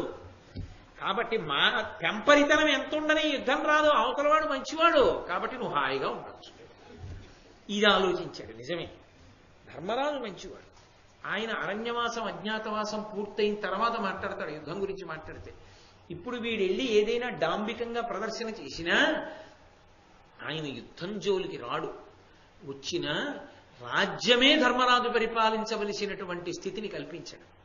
కాబట్టి తన వాళ్ళ మీద ఉన్న బలహీనత కన్నా తన తమ్ముడి పిల్లలకి ఉన్నటువంటి ధర్మం మీద నమ్మకం ఎక్కువ. ఎంత విచిత్రమో చూడండి. అది వాళ్ళ ధార్మిక నిష్ఠ అంటే పాండవులు. కాబట్టి ఆయన అన్నాడు, ఆ శకుని చెప్పినటువంటి మాట విని కాసేపు ఆలోచించి సరే వెళ్ళండి, జాగ్రత్తగా వెళ్ళి క్షేమంగా తిరిగి రండి అన్నాడు. సరే, ఎప్పుడైతే ఈ మాట అన్నాడో ఇంకా చాలు కదూ, అనుమతి ఇచ్చేశారు. ఇచ్చేశారు కాబట్టి వీళ్ళదైన రీతిలో దాన్ని మలిచేసుకుంటారు. కాబట్టి ఇప్పుడు అంత ప్రహృష్టాత్ముడై లలితాంబరాభరణాంగరాగ విస్ఫురితమూర్తి నొప్పారి విభుడు సహోదరులను కర్ణగాంధారులను ప్రియ బాంధవులను సముచిత వాహన సైన్య సమేతులై కొలువంగ వెడలే ఉజ్వల విభూతి ఆందోళికాది వాహనముల తత్ప్రియ ప్రమదలు బహు సహస్రములు చనిరి కడగి పౌరులెల్ల గైసేసి పడతులు దారు నడచి అతి ముదంబుతోడ ప్రకట శకట వైశ్య పణ్యాంగనాది సంకులత నుల్లసిల్లె ఘోషయాత్ర. అది పెద్ద ఘోషయాత్ర కింద మార్చాడు దాన్ని. దుర్యోధనుడు వెంటనే ఏర్పాట్లు చేశాడు. అబ్బో, అద్భుతమైనటువంటి వస్త్రాలు కట్టుకున్నారు, చీనాంబరాలు భూషణాలన్నిటినీ పెట్టుకున్నారు. ఆ వెనకాతల కర్ణుడు, శకుని, తన తమ్ముళ్ళు 99 మంది, అపారమైనటువంటి సైన్యం, దానితో పాటుగా ఏనుగులు, గుర్రాలు, పల్లకీలు, వాహనాలు, తన భార్యలు, వాళ్ళందరికీ అలంకారాలు, వాళ్ళకి అలంకారం చేసుకోవడానికి కావలసిన వస్త్రాలు, భూషణాలు, పెట్లు, ముందు నడిచేటటువంటి పౌరులు, వైశ్యులు, ప్రధానమైనటువంటి ఆ నగరవాసులు, వీళ్ళందరితో కలిసి ఇంత ఆడంబరంగా ఒక పెద్ద ఊరిరిగింపు కింద ఘోషయాత్ర. అంటే దుర్యోధనుడు ఎంత వైభవంలో ఉన్నాడో ప్రకటనం చేసేటట్టుగా, తెలిసేటట్టుగా బయలుదేరి ఆ అరణ్యంలోకి వెళ్ళాడు, ద్వైతవనంలోకి వెళ్ళి అక్కడ వెళ్ళిన పని ముందు చూసినట్టు కనిపించాలి కదా. అందుకని ముందు ఒకసారి గోవుల్ని చూడ్డానికన్న పేరుతో అరణ్యంలోకి వెళ్ళారు. నానా సహస్ర సంఖ్యానంబులై సంతతానంద విగత భయత్వ లీల అక్కాననమున ఏ దిక్కు సూచిన అతి సంకులంబుగా కుంద శంఖ చంద్రహార నీహార డిండీర పటీర ముక్తాహార హీర సంకాశములను కాదంబ కాలేయ కాదంబిని నీలజాల తమాలికా సన్నిభములు ప్రౌఢ బంధూక పల్లవ భాసితములు వికచ కాంచన చంపక విస్ఫుటములు అయిన వర్ణంబులొప్ప నేత్రాభిరామ భంగినలరారు గోకదంబులకనియే. ఆ అరణ్యంలోకి వెళ్ళి ఆ ఆవుల యొక్క మందల్ని చూశాడు.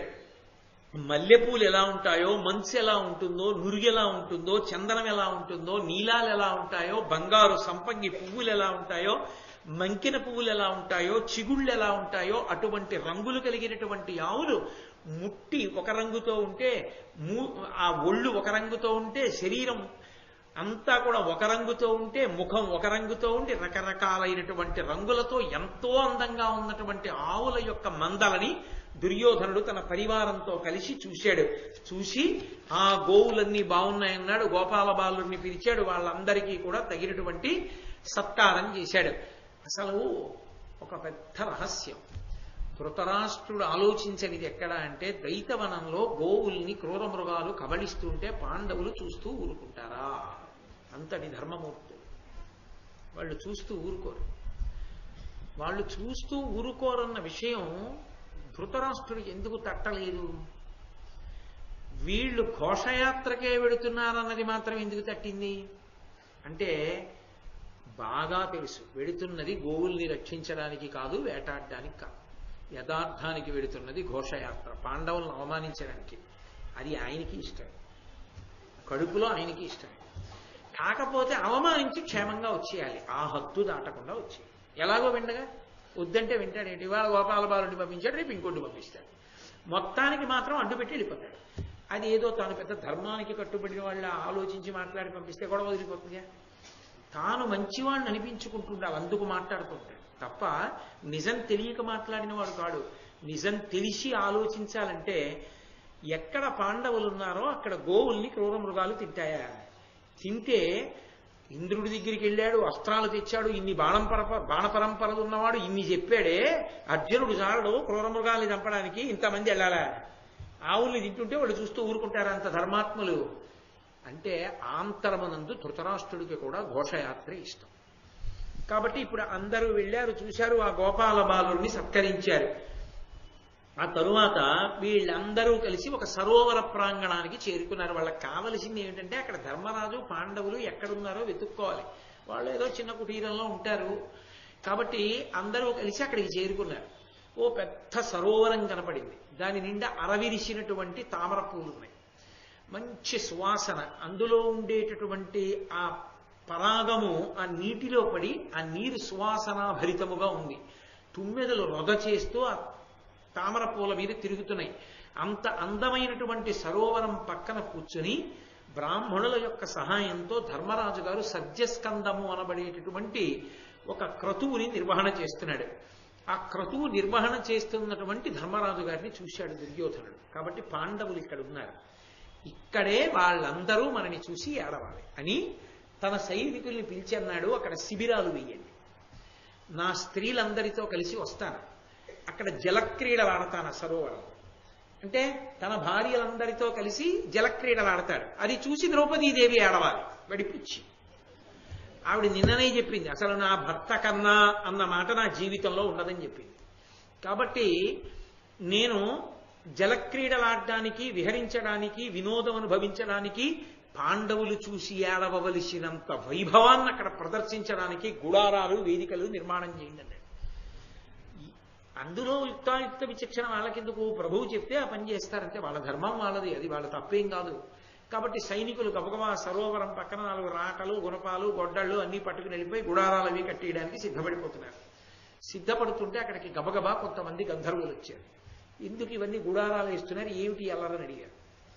అడిగితే వాళ్ళు అన్నారు, వీరులు దుర్యోధనుడి సైన్యం అంది, మా ప్రభువు ఇక్కడ ఇవన్నీ కూడా వెయ్యమన్నాడు. ఎందుకు వెయ్యమన్నాడు అంటే, బలియుండా ధృతరాష్ట్ర సూనుడు మహాబాహుండు దుర్యోధనుండు అలగుండి కమలాకరంబునను క్రీడార్థంబు కౌతూహలం వెలయంగా ప్రియకామినీ సహితుడై ఏతించుచున్నాడు. మీరువులది ఇందుండ తొలంగి పొండనువుడు వారుద్ధత క్రోధులై.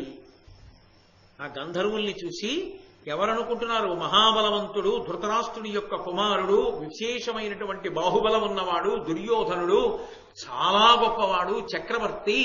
ఆయన తన భార్యలతో కలిసి ఈ సరోవరంలో జలక్రీడలు ఆడబోతున్నాడు, బయలుదేరి వస్తున్నాడు. అందుకని ఇక్కడ ఏర్పాట్లు అన్నీ చేస్తున్నాం, ఇక్కడ ఆయన వినోదిస్తాడు, అందుకని ఇక్కడ ఎవరు ఉండడానికి వీల్లేదు, పొండి పొండి పొండి పొండి అన్నారు ఆ గంధర్వుల్ని. అంటే వాళ్ళు అన్నారు, పొండి పొండి అంటే ఏంటి, అది ఎవరిదనుకుంటున్నావు? ఆ సరోవరం చిత్రసేనుడని మా నాయకుడు గంధర్వుడు, ఆయనది ఆ సరోవరం. ఆయన తన భార్యలతో జలక్రీడలు ఆడతాడు. కాబట్టి ఇక్కడికి దుర్యోధనుడో దుశ్శాసనుడో ఎవరో వచ్చి జలక్రీడలాడేది కాదా సరస్సు. కాబట్టి మీరు ఇక్కడ ఉండకూడదు, వెళ్ళిపోండి అన్నారు. మాట పెరిగింది. మాట పెరిగితే ఏమవుతుంది? యుద్ధం ప్రారంభమైంది. మరి రాజుగారి ఆజ్ఞ నిర్వర్తించాలి. వాడు రాటేస్తాడు, వీడు రాట పీకుతాడు. పీకితే ఏమవుతుంది? గొడవ వస్తుంది. గొడవ వస్తే ఏమవుతుంది? కొట్టుకుంటాడు. కొట్టుకుంటే ఏమవుతుంది?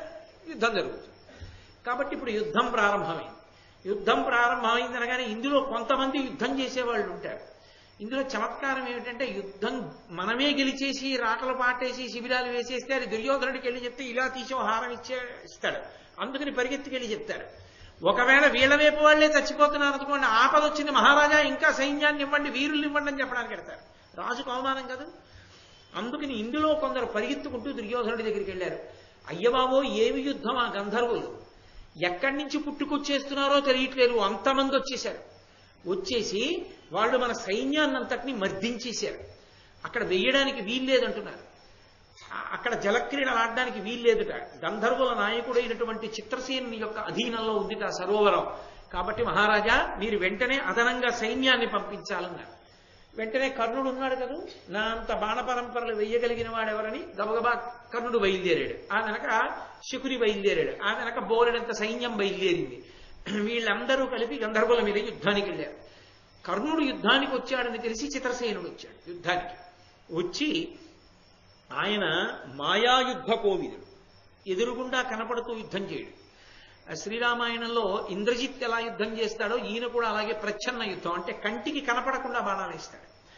కాబట్టి మాయాసంగర కోవిదుండు వికసన్ మాయాస్త్ర జాలంబులన్ వాయువ్యప్తియడంగా అర్క కిరణ వ్రాతంబు రుద్ధంబుగా చేయంజొచ్చిన తెళ్ళె తేరులు కరుల్ శీర్ణంబులయ్యం దళత్కాయంబయ్య హయాలి కూలిరి భటుల్ కౌరవ్య సైన్యంబునన్.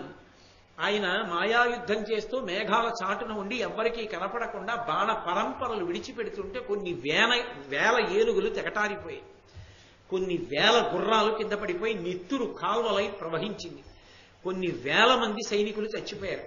సూర్య కిరణములు ఒక్క సూర్యుడి నుంచి ఆ కిరణములు వచ్చి భూమినంతటిని ఎలా ఆవరిస్తాయో అలా ఆ చిత్రసేనుడి యొక్క ధనస్సు నుంచి వినిర్ముక్తమైనటువంటి బాణ పరంపర భూమ్యాకాశములను కప్పేసింది. కప్పేసి ఎన్ని కోట్ల మంది పుట్టేశారో ఆ గంధర్వులు. అంతమంది గంధర్వులు వచ్చి కొందరు సూటు అశ్వముల, కొందరు సూటు అశ్వముల, కొందరు చాపదండమును, కొందరు చక్రయుగ్మకము, కొందరు విస్ఫురితాతపత్రమును, కొందరు కుబరంబు, మరికొందరు కేతువు, కొందరు అక్షమును దందడి దున్నివేయిచి విరధత్వమునర్చిరి సుతసూతికిన్. ఆ కర్ణుడు చిత్రసేనుడితో యుద్ధం చేద్దామని ప్రయత్నం చేస్తుంటే కొన్ని కోట్ల మందిగా వచ్చినటువంటి ఈ గంధర్వులు కొంతమంది రథాన్ని తోలుతున్నటువంటి ఆ సూతుడిని పడగొట్టేశారు. మరికొంతమంది కర్ణుని యొక్క రథాన్ని విరగొట్టేశారు. మరికొంతమంది ఆ కర్ణుడు పట్టుకున్నటువంటి ఆ ధనస్సు మీద పడిపోయి చేతిలోంచి లాగేసి ఆ ధనస్సుని విరగొట్టేశారు. మరికొంతమంది 2 చక్రాలు ఊడబెరికేసి వాటిని విరగొట్టేశారు. మరికొందరు విస్ఫురితాతపత్రమును, ఆ గొడుగుని విరగొట్టేశారు. మరికొంతమంది కూబరాన్ని, అంటే ఆ రథానికి ఉండే నొగలు, ఆ నొగల్ని విరగొట్టేశారు. మరికొందరు కేతువు, దానికి ఉండేటటువంటి ఇరుసు మొదలైనటువంటి వాటిని అన్నింటినీ కూడా విరగొట్టేశారు. ఇలా ఆ రథాన్నంతటినీ కూడా ముక్కలు చేసేశారు. చేసేసేటప్పటికి ఆ కర్ణుడికి ఇంతమంది మీద పడిపోయి రథం లేకుండా ఒక్క క్షణంలో నిలబడిపోతే ఎలా యుద్ధం చెయ్యాలో అర్థం కాక పారిపోయి వికర్ణుడి రథం ఎక్కి ఆ యుద్ధ భూమిని విడిచిపెట్టి వెళ్ళిపోయాడు. ఈ వెళ్ళిపోవడంలో దుర్యోధనుడు ఇంకా యుద్ధం చేస్తున్నాడు. కర్ణుడు వెళ్ళిపోయాడు, ఏమీ తెలియని వాళ్ళ నిశ్శబ్దంగా వికర్ణుడి రథం ఎక్కి వెళ్ళిపోయాడు. దొరికిపోయిన వాడు దుర్యోధనుడు దొరికిపోయాడు. దొరికిపోగానే ఆ చిత్రసేనుడు ఏం చేశాడంటే పట్టుకోండిరా అని ఆ దుర్యోధనుడిని రథంలోంచి లాగి కింద పారేసి నడుం మీద మోకాలు పెట్టి తొక్కి 2 చేతులు వెనక్కి తీసుకొచ్చి వెనక్కి చేతులు విరిచి కట్టేసి వాడి భార్యలందరినీ కూడా కాళ్ళు చేతులు కట్టేసి రథం మీద పెట్టుకుని ఉత్తర దిక్కుగా తీసుకుపోతాడు. దేనికి వచ్చాడు? పాండవులను అవమానిద్దాం. ఇంకా శిబిరమే వేయలేదు. చేతులు కాళ్ళు కట్టి చావగొట్టి పట్టుకుపోతున్నాడు. ఇప్పుడు చిత్రం ఏమిటంటే అంతఃపురంలో చేసినటువంటి కుట్రని గంధర్వులు భేదించారు. గంధర్వుల్ని ఎవరు పంపారు? ఎదర తెలుస్తుంది. అంటే ఎవరు ధర్మాన్ని పట్టుకున్నారో వాళ్ళకి దేవతల యొక్క అనుగ్రహం ఉంటుంది.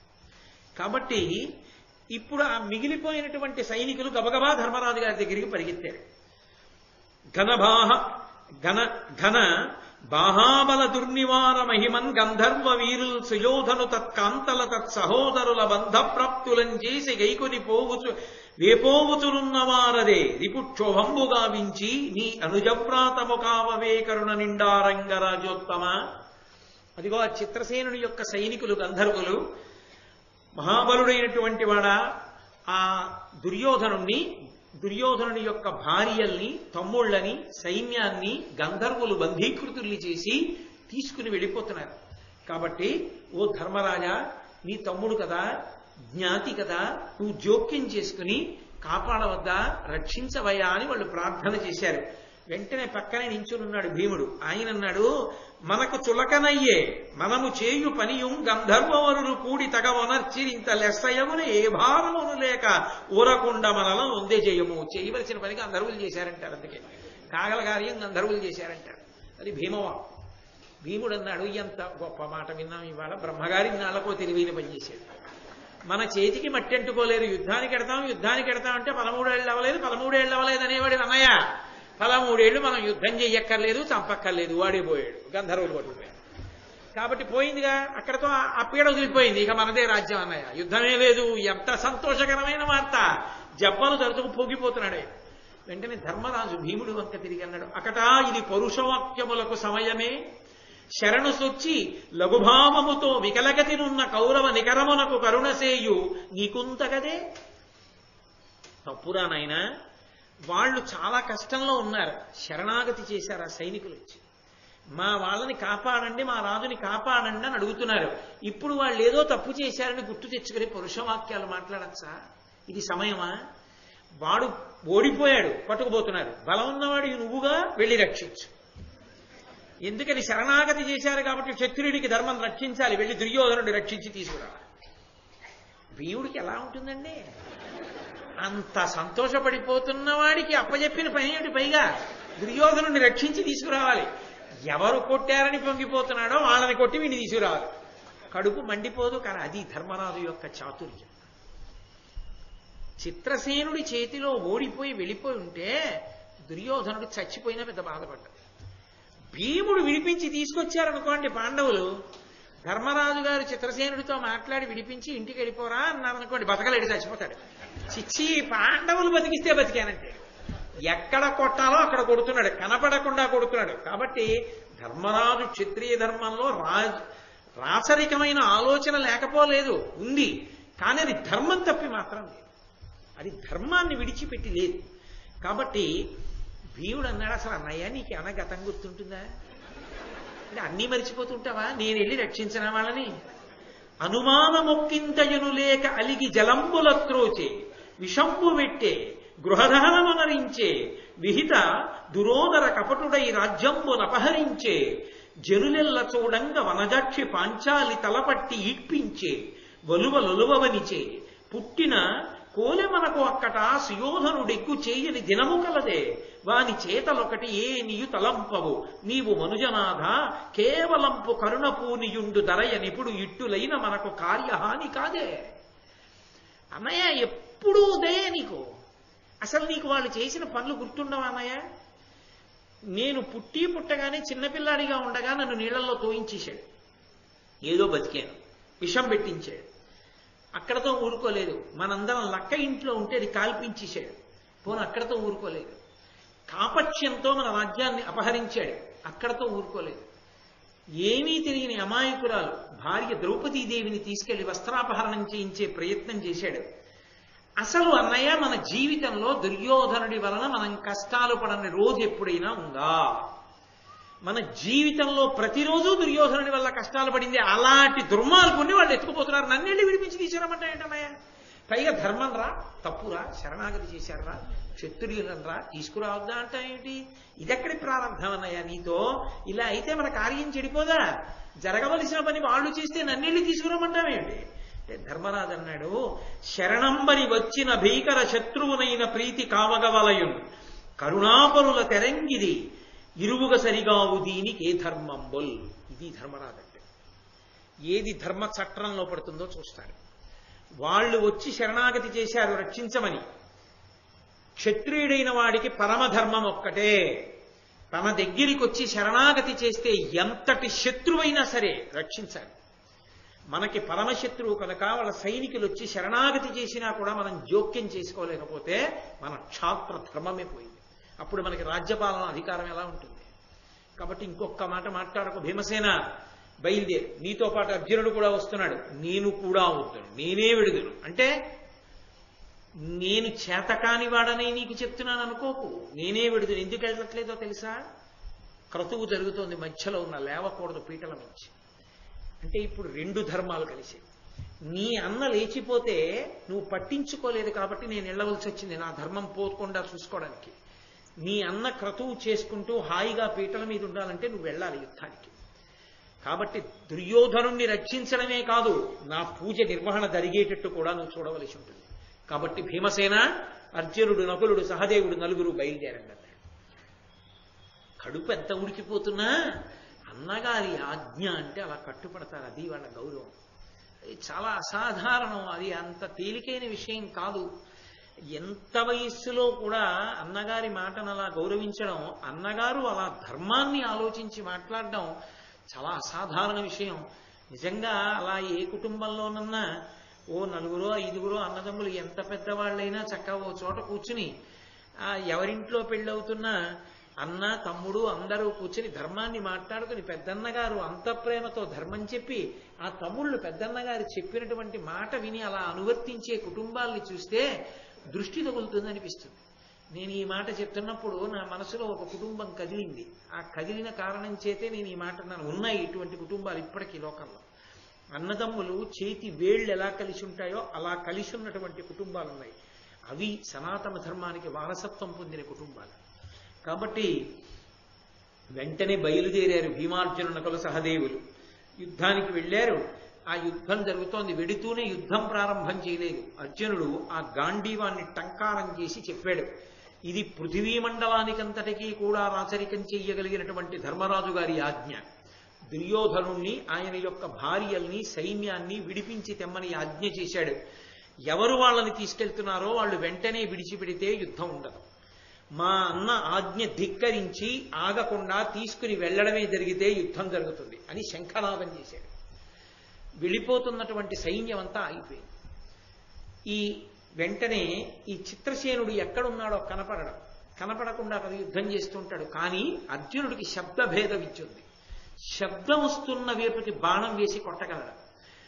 ఇన్ని కోట్ల మంది గంధర్వులు అన్ని కోట్ల బాణాలు ప్రయోగిస్తుంటే ఆ బాణ పరంపర మీద పడకుండా ఆకాశానికి అంతటికీ బాణాలతో ఆచ్ఛాదించేశాడు.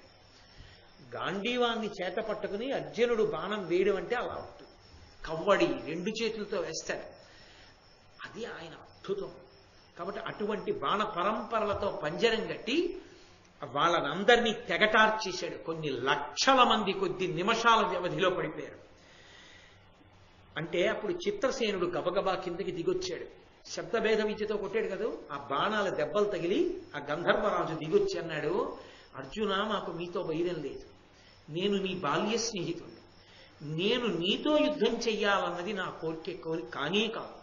మేము వచ్చింది నీతో మిత్రత్వానికే వచ్చాం. అసలు మేము ఎందుకు వచ్చామో యుద్ధానికి చెప్తాను చూడు. ఇన్నాళ్ళు అరణ్యంలో లేని వాళ్ళం ఇవాళ అరణ్యానికి ఎందుకు వచ్చామో తెలుసా? ఈ దురాత్ముడు మిమ్ము ఈ వనంబునన్ నితాంతాయాస పీడితులైన వారి పరమ ధర్మాత్ముల భార్యాసమేతుల అపహసింప తలంచి అడుగుదించి ఇంతయు నెరిగి సురేంద్రుండు కలుషించి అనుజవధూ సహాయాన్వితముగా పాపవర్తను వీని పట్టి తెమ్మని నన్ను బలిచిన వచ్చితి పార్థ వినవే. శక్రుపాలిక నిధి కొని చనుచునున్నవాడా నీ వికం కొండనవలదు వినుము. మత్సకుండవు కావున మత్సరంబు అలుకయును లేదు నీ దశ అనఘనాకు. నేను నీకు స్నేహితుణ్ణి, నీ మీద నాకు కోపమూ లేదు అర్జున. నీతో యుద్ధం చేయాలన్న కోరిక నాకు లేదు. ఎందుకు వీడి మీద యుద్ధం చేసి వీడిని బంధించానో తెలుసా? వీడు చాలా దుష్టమైన పన్నాగం పన్నాడు. ఇంత పరివారంతో అరణ్యానికి ఎందుకు వచ్చాడో తెలుసా? నిజంగా గోవుల్ని కాపాడడానికి వచ్చిన వాడు కాడు. కేవలముగా అరణ్యవాసం చేస్తున్నటువంటి మిమ్మల్ని బాధ పెట్టాలని, అవమానించాలని ధర్మాన్ని పట్టుకున్నటువంటి మీ జోలికొచ్చి మీ ముందు తన డాంబికాన్ని, దర్పాన్ని, తనకున్నటువంటి వైభవాన్ని ప్రకటించడం కోసం వచ్చాడు. ఇలా వస్తున్నాడన్న విషయాన్ని ఇంద్రుడు కనిపెట్టాడు. దేవతలకు తెలియదు, దేవతలకు తెలుస్తుంది. ఇంద్రుడు కనిపెట్టి ధర్మాత్ములైన వారు పాండవులు, ధర్మాత్ములైన పాండవుల మనసు బాధపడేటట్టుగా ప్రవర్తించడానికి వెడుతున్నాడు కాబట్టి వీడిని పట్టి బంధించి నా దగ్గరికి తీసుకురండి అన్నాడు. అందుకొచ్చి యుద్ధం చేసి ఈ దుర్మార్గుణ్ణి పట్టి బంధించాను, అందుకు తీసుకెడుతున్నాను. నీతో నాకేమీ వైరం లేదు కాబట్టి మమ్మల్ని విడిచిపెడితే మేము ఈ దుర్యోధనుండి తీసుకుని ఇంద్రుడి దగ్గరికి వెడతామన్నాడు. నోట మాట కంటి చూపు లేకుండా వెనక్కి చేతులు పెడరెక్కలు విరిచి కట్టేస్తే చూస్తున్నాడు అర్జునుడి యొక్క యుద్ధ వైభవాన్ని. అక్కడే నించునున్నాడు భీముడు, నకులుడు, సహదేవుడు. అప్పటిదాకా యుద్ధం చేసి ఓడించారు గంధర్వులందరినీ. అర్జునుడు అన్నాడు, ఇంద్రుడు ఏం చెప్పాడో పక్కన పెట్టు. ఇంద్రుడు ఏం చెప్పినా కూడా అనవసరం. మా అన్న ధర్మరాజు చెప్పిందే జరగాలి. మా అన్న ధర్మరాజు నాతో ఏం చెప్పాడంటే, ఒరేయ్ వెళ్ళి మన జ్ఞాతి, మన సోదరుడు, బయట వాళ్ళు ఎంతమంది వచ్చినప్పుడు మనమందరం అన్నదమ్ములం, మనలో మనం ఎన్నైనా దెబ్బలాడుకోవచ్చు, కానీ బయటి శత్రువులు వచ్చినప్పుడు అన్నదమ్ములం ఒక్కటి, జ్ఞాతులం అలా దెబ్బలాడుకోకూడదు అన్నాడు. కాబట్టి మా అన్న మాట నిలబడాలి. మా అన్న మాట నిలబడాలి అంటే ఈ దుర్యోధనుడిని తీసుకుని నువ్వు ముందు ధర్మరాజు గారి దగ్గరికి రా. మా అన్నయ్య ఎలా నిర్ణయం చేస్తే అలా చెయ్యి. ధర్మరాజు గారి నిర్ణయానికి కట్టుబడిన వాడు ఎవరు ఉంటాడు? ఓడిపోయిన వాడు మాట వినద్దు. కాబట్టి చిత్రసేనుడు అన్నాడు, తప్పకుండా నేను అలాగే బయలుదేరి మీ అన్నయ్య దగ్గరికి వస్తాను పద. వీడినే కట్లిప్పలేదు, అలాగే కట్టేసి ఉంచారు. కట్టేసి ఉంచి తీసుకొచ్చారు. కూర్చుని ఉన్నాడు ధర్మరాజు పర్ణశాలలో. చక్కగా వెనక్కి వచ్చి భీమార్జునుల నకుల సహదేవులు నిలబడ్డారు. ద్రౌపదీదేవి నిలబడింది. వీళ్లకుంటాయేమో వెర్రిబుర్రి వేషాలు, వాళ్ళకుండవు. వాళ్ళేమి అవమానించడమో, చూపుల చేత అవమానించడమో అటువంటి పనులు వాళ్ళు చెయ్యరు. చిత్రసేనుడు దుర్యోధనుడిని తీసుకొచ్చాడు, కట్లతో నించోబెట్టాడు. నించోబెట్టగానే ఆ చిత్రసేనుడికి స్వాగత మర్యాదలు చేసి ధర్మరాజు గారు అన్నాడు, నాయన చిత్రసేన, ఇతను మాకు సోదరుడు, చాలా అదృష్టం. ఇతని భార్యలు, తమ్ముళ్ళు, ఆ మంత్రులు చచ్చిపోకుండా బతికారు. ఈ మాటలు దుర్యోధనుడికి సంతోషమా, ఏడవడమా? ఇందులో ధర్మరాజు గారు అబద్ధాలు ఏం మాట్లాడటం లేదు. అంటే నిజంగా పంపించాడా లేదా రక్షించమని? అప్పటికే వీడు చచ్చిపోయి ఉంటే మాకు మాట దక్కేది కాదు, జ్ఞాతిని రక్షించామని. మా అదృష్టం, వీడు ఇంకా బతికున్నాడు, వీడి తమ్ముళ్ళు బతికున్నారు కాబట్టి మా తమ్ముళ్ళు బతికున్నట్టు, మా మరదళ్ళు బతికున్నారు. కాదు, మంత్రులు కూడా బతికున్నారు. ఎవరు? దుష్టాలోచనలు చెప్పేవాళ్ళు బతికున్నారు. దీని పర్యవసానం ఏమిటో తెలుసుకున్నారు కాబట్టి వీడన్నా వినడం మానేయాలి, వాళ్ళు చెప్పడం అన్నా మానేయాలి. ఇప్పుడు వీళ్ళందరూ బతికున్నారు, చాలా సంతోషం. మీరు దయ చూపించారు కాబట్టి మా కుటుంబానికి కీడు కలగలేదన్నాడు. మీరు దయ చూపించారు కాబట్టి మా కుటుంబానికి కీడు కలగలేదంటే నిజంగా ధర్మరాజు గారికి ఏమైనా అయిందా? అవలేదు. మా కుటుంబం అని చెప్పి జ్ఞాతి కుటుంబాన్ని తన కుటుంబంతో కలుపుకుని తన పెద్దనాన్న బిడ్డలు కనుక స్వయంగా తన తోడ పుట్టిన వాళ్ళగానే భావించి అంత ప్రేమని వ్యక్తం చేసి ధర్మరాజు గారు మరింత పైకెక్కి నిలబడ్డాడు. ఆయనకి ఇబ్బంది రాలేదు. కానీ ఆయన ఇంత బ్రతిమాలి ఇంత గౌరవంగా మాట్లాడి తనని విడిపిస్తున్నాడు. అటువంటి వాణ్ణి అవమానించడానికి తాను వచ్చాడు. బతికినట్ట చచ్చినట్ట? ఎవరిని అవమానిద్దామని వచ్చాడు? ఎవరి ముందు డాంబికం ప్రదర్శిద్దామని వచ్చాడు? ఎవరి దగ్గర అవమానపడ్డాడు? ఎవరి దగ్గర కాళ్ళు చేతులు కట్టేసి నించున్నాడు? పెద్ద భూషణాలు పెట్టుకుని చీనాంబరాలు పెట్టుకుని జలక్రీడలాడి ద్రౌపదీదేవితో సహా అందరినీ అవమానిద్దామనుకున్నాడు. అటువంటి వాణ్ణి కాళ్ళు చేతులు కట్టేసి ఓ గుంజ కట్టేసి తీసుకొచ్చారు రథం మీద. ఎవరు అవమానపడ్డారు ఇప్పుడు? కాబట్టి ధార్మిక సంకల్పములకు దేవతల యొక్క అనుగ్రహాలు ఉంటాయి, అధార్మికమైన సంకల్పములకు దేవతల యొక్క అనుగ్రహం ఉండదు. ఎంతలో ఎంత జరిగి ఓడలు బళ్ళైపోయాయో, బళ్ళనుకున్నవి ఓడలుగా నిలబడ్డాయో కనపడుతోందిగా. కాబట్టి మీకు నా హృదయపూర్వకమైనటువంటి కృతజ్ఞత. ఇంకొక మాట, ఇతను మా తమ్ముడు ఈ దుర్యోధనుడు నీకేమైనా అపచారం చేసి ఉంటాడు, వద్దురా అంటుంటే పందిళ్ళేస్తానన్నాం, వద్దురా అంటే యుద్ధానికి రావడం, ఇలాంటివి. అతని తరపున నేను అడుగుతున్నాను, క్షమించండి. ఇంటి పెద్దవాడు కదా మరి. ఇప్పుడు ఇంటి పెద్దవాడిగా నేను క్షమార్పణ అడుగుతున్నాను. ఎవరి కోసం ఎవరు అడుగుతున్నారు? ఎవరిది ఔదార్యం? మరి యుద్ధం జరిగి గంధర్వులు కూడా మరణించారుగా, గంధర్వులకి దెబ్బలు తగిలాయిగా. మా వాడి తెంపరతనానికి మీరు ఇబ్బంది పడ్డారు, నిజమే. మేము దేవలోకానికి తీసుకెళ్లి విచారణ చేస్తాం అనొచ్చు నువ్వు, కానీ నా మొహం చూసి వదిలేయండి అయ్యా. కాబట్టి నేను క్షమార్పణ అడుగుతున్నాను మిమ్మల్ని. కాబట్టి ఈ మాటలు చెప్తే ఇది చిత్రసేనుడికి ఒకలా అర్థం అవుతోంది. ధర్మరాజు గారి ధర్మం నిలబడింది. ఒకడు బతికి చచ్చిపోతున్నాడు ఆ మాటలకి. వాడిని కత్తితో పొడి చేస్తే తేలిగ్గా చచ్చిపోతాడు సంతోషంగా. ఈ మాటలకి వాడు చచ్చిపోయిన చావు సామాన్యమైంది కాదు. రేపు విందులుగాని ప్రాయోపవేశం చేశాడు ఏకంగా వెళ్ళి. ఛీ, పాండవులు బతికితే బతికిన బతుకు బతకనే నేనే చచ్చిపోతానన్నాడు. నిద్రే పోలేదు, అంత ఏడిచాడు, అన్నపానాలు ముట్టుకోలేదు. వచ్చినప్పుడు ఎంత డాంబికంగా వచ్చాడో, ఇంటికి వెళ్ళేటప్పుడు మధ్యలోనే ధర్మరాజు గారిలో పాకేసి కూర్చున్నాడు లోపలికి వెళ్ళి పడుకుని. నేను బతకనన్నాడు. ఎందుకు వచ్చిన అక్కర్లేని ఘోషయాత్ర? కాబట్టి ఇన్ని మాటలు చెప్తే ఆ చిత్రసేనుడు కాదనలేక దుర్యోధనుణ్ణి అతని యొక్క పరివారాన్ని అంతటినీ కూడా విడిచిపెట్టేసి పాండవుల దగ్గర వీడ్కోలు తీసుకుని స్వర్గలోకానికి వెళ్ళిపోయి అంతా కూడా దేవేంద్రుడికి చెప్పాడు. దేవేంద్రుడు మరి తను చెప్తే కదా వెళ్ళాడు చిత్రసేనుడు. ఎంతరో గంధర్వులు చచ్చిపోయారుగా అర్జునుడి బాణ పరంపరలకి. ఆయన వచ్చి ఒక్కసారి అమృత వర్షం కురిపించాడు. కురిపించగానే మళ్ళీ గంధర్వులందరూ బతికేశారు. బతికేసి సంతోషంగా వాళ్ళందరూ వాళ్ళ నాయకుడితో కలిపి గంధర్వలోకానికి వెళ్ళిపోయారు. ఇక్కడ ఆ వెళ్ళిపోయినటువంటి చిత్రసేనుడు ఆ కట్లేం విప్పలేదు, వెళ్ళిపోయాడు. వీడు అలాగే ఉన్నాడు ఆ దుర్యోధనుడు. ఆ వెంటనే ఆ ధృతరాష్ట్రుని కుమారుడైనటువంటి దుర్యోధనుడికి పాండవులే ఆ బంధనాలు విప్పారు. ఇంతకన్నా చావు లోకంలో ఉంటుందండి. దేనికి వచ్చాడు, ఏం చేయించుకుంటున్నాడు?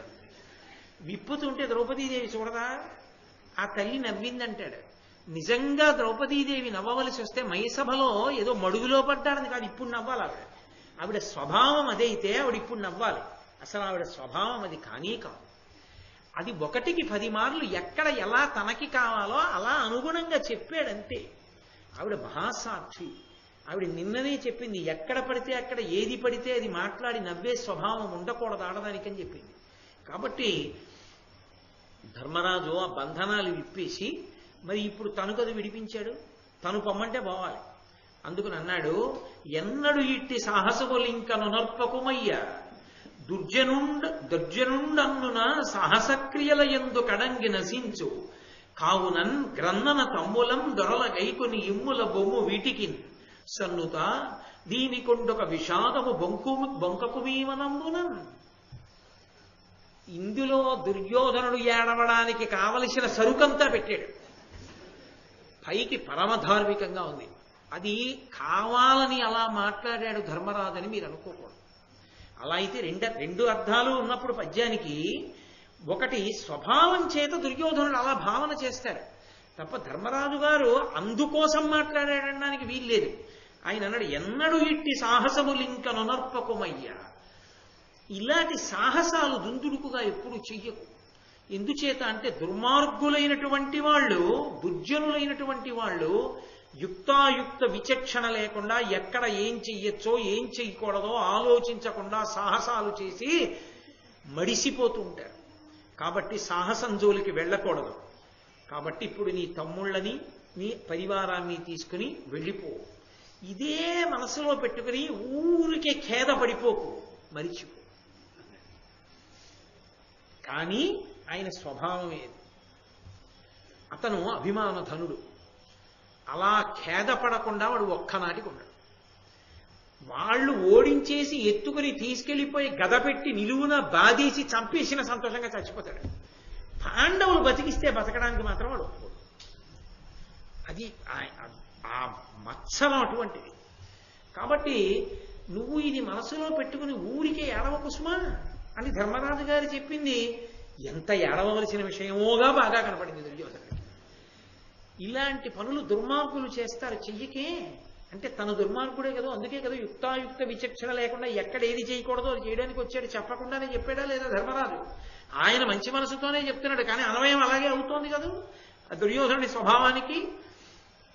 ఇదిగో నీ తమ్ముళ్ళని భార్యల్ని ఈ పరివారాన్ని తీసుకుని పో ఇంటికి అంటే, ఇప్పుడు పో ఇంటికి అని చెప్పి ఎవరంటే పోతున్నాడు? ధర్మరాజు చేయి చూపిస్తే పోతున్నాడు. నిజంగా ఆ ధర్మరాజే కక్ష తీర్చుకోవాలనుకుంటే ఎంతసేపు? ఒక్క నిమిషం పడుతుందా? పట్టదు. భీముడు ప్రతిజ్ఞ నెరవేర్చుకోవాలనుకుంటే ఒక్క క్షణం పడుతుందా? పట్టదు. వదిలి పొమ్మన్నాడు. సత్యధర్మములు వాళ్ళవి, దుర్మార్గం తమది. ఎట్ట ఎదుట నిరూపణమైందా? అందుకే ఘోషయాత్ర యందు చిదంబర రహస్యం ఏమిటంటే, ఎవడు ధర్మాన్ని పట్టుకుని ఉంటాడో వాడికి ఆపద వస్తోందన్న విషయం వాడికి కూడా తెలియక్కర్లేదు. ధర్మాన్ని పట్టుకున్న వాడికి ఆపద వస్తుంటే ఆ ఆపద ధర్మాన్ని పట్టుకున్న వాడికి రక్షణగా ఎలా మారిపోవాలో, యువతల వాడి యొక్క వైభవం ఇంకా ప్రకాశించడానికి వీలుగా సంఘటన ఎలా జరగాలో దాన్ని దేవతలు నిర్ణయం చేస్తారు, దేవతలు అనుగ్రహిస్తారు. లేకపోతే ఇంద్రుడు గంధర్వుడిని ఎందుకు పంపాడు? కాబట్టి ధార్మికమైన నడవడి, ధర్మానుష్ఠానము ఎంత గొప్పవో, దాన్ని పట్టుకోవలసిన అవసరం ఎంత గొప్పదో మనకి ఘోషయాత్ర ఘట్టం నిరూపణం చేస్తుంది. సరే, పాండవులు సంతోషించారు. దేనికి అంటే తమ ధర్మము తమకి నిలబడింది. క్షత్రియ ధర్మానికి ధర్మరాజు గారు నిలబడ్డాడు. అన్నగారి మాటకి కట్టుపడతాడు. ఇంత కోపం ఉన్నవాడు కూడా భీమసేనుడు. తమ్ముళ్ళంటే తమ్ముళ్ళే, వాళ్ళ ధర్మం వాళ్ళది. అగ్రజుణ్ణి గౌరవించడం వాళ్ళ ధర్మం. కాబట్టి ఇంత సంతోషించారు. ఎవడు ప్రగల్భాలు పలుకుతున్నాడో, ఎవడు అవసరం వచ్చినప్పుడు జారిపోతాడో కూడా ఘోషయాత్ర బయటపెట్టింది. నీకెందుకు అర్జునుడిని చంపేస్తానంటాడు కర్ణుడు. నీకెందుకు, నీలాంటి వాడు ఎక్కడున్నాడు, నేను పక్కన ఉన్నాను కదా అంటాడు. తీరా తన రథం విరిగిపోయేటప్పటికి దుర్యోధనుడు ఏమవుతున్నాడో కూడా చూడకుండా వికర్ణుడు రథం ఎక్కిడిపోయాడు. మళ్ళీ ఎప్పుడొచ్చాడో తెలుసా? దారిలో వెడుతున్నప్పుడు పర్ణశాల వేసుకుని లోపల దుర్యోధనుడు ఏడుస్తుంటే అప్పుడు వచ్చాడు. కాబట్టి అవసరానికి అక్కరకి రాకుండా ఉత్తినే ప్రగల్భాలు పలుకుతూ రెచ్చగొట్టేటటువంటి వాళ్ళ సహవాసం చేసి ధర్మాత్ములైన వారి జోలికి వెళ్ళి మనం ఏదో సాధించగలం అనుకోవడం ఎంత ప్రమాదకరమో. ఒబ్బేస్తే ఉబ్బిపోయి సరి అయిన విచక్షణా జ్ఞానం లేకుండా, ఆలోచన లేకుండా తొందరపడిపోవడం ఎంత ప్రమాదకరమో. డాంబికాలు పలికేటటువంటి వాళ్ళ మాటలన్నీ నిజాలనుకోవడం, వాళ్ళ శక్తిని సరి అయిన విచక్షణతో ఆలోచించకపోవడం ఎంత ప్రమాదకరమో.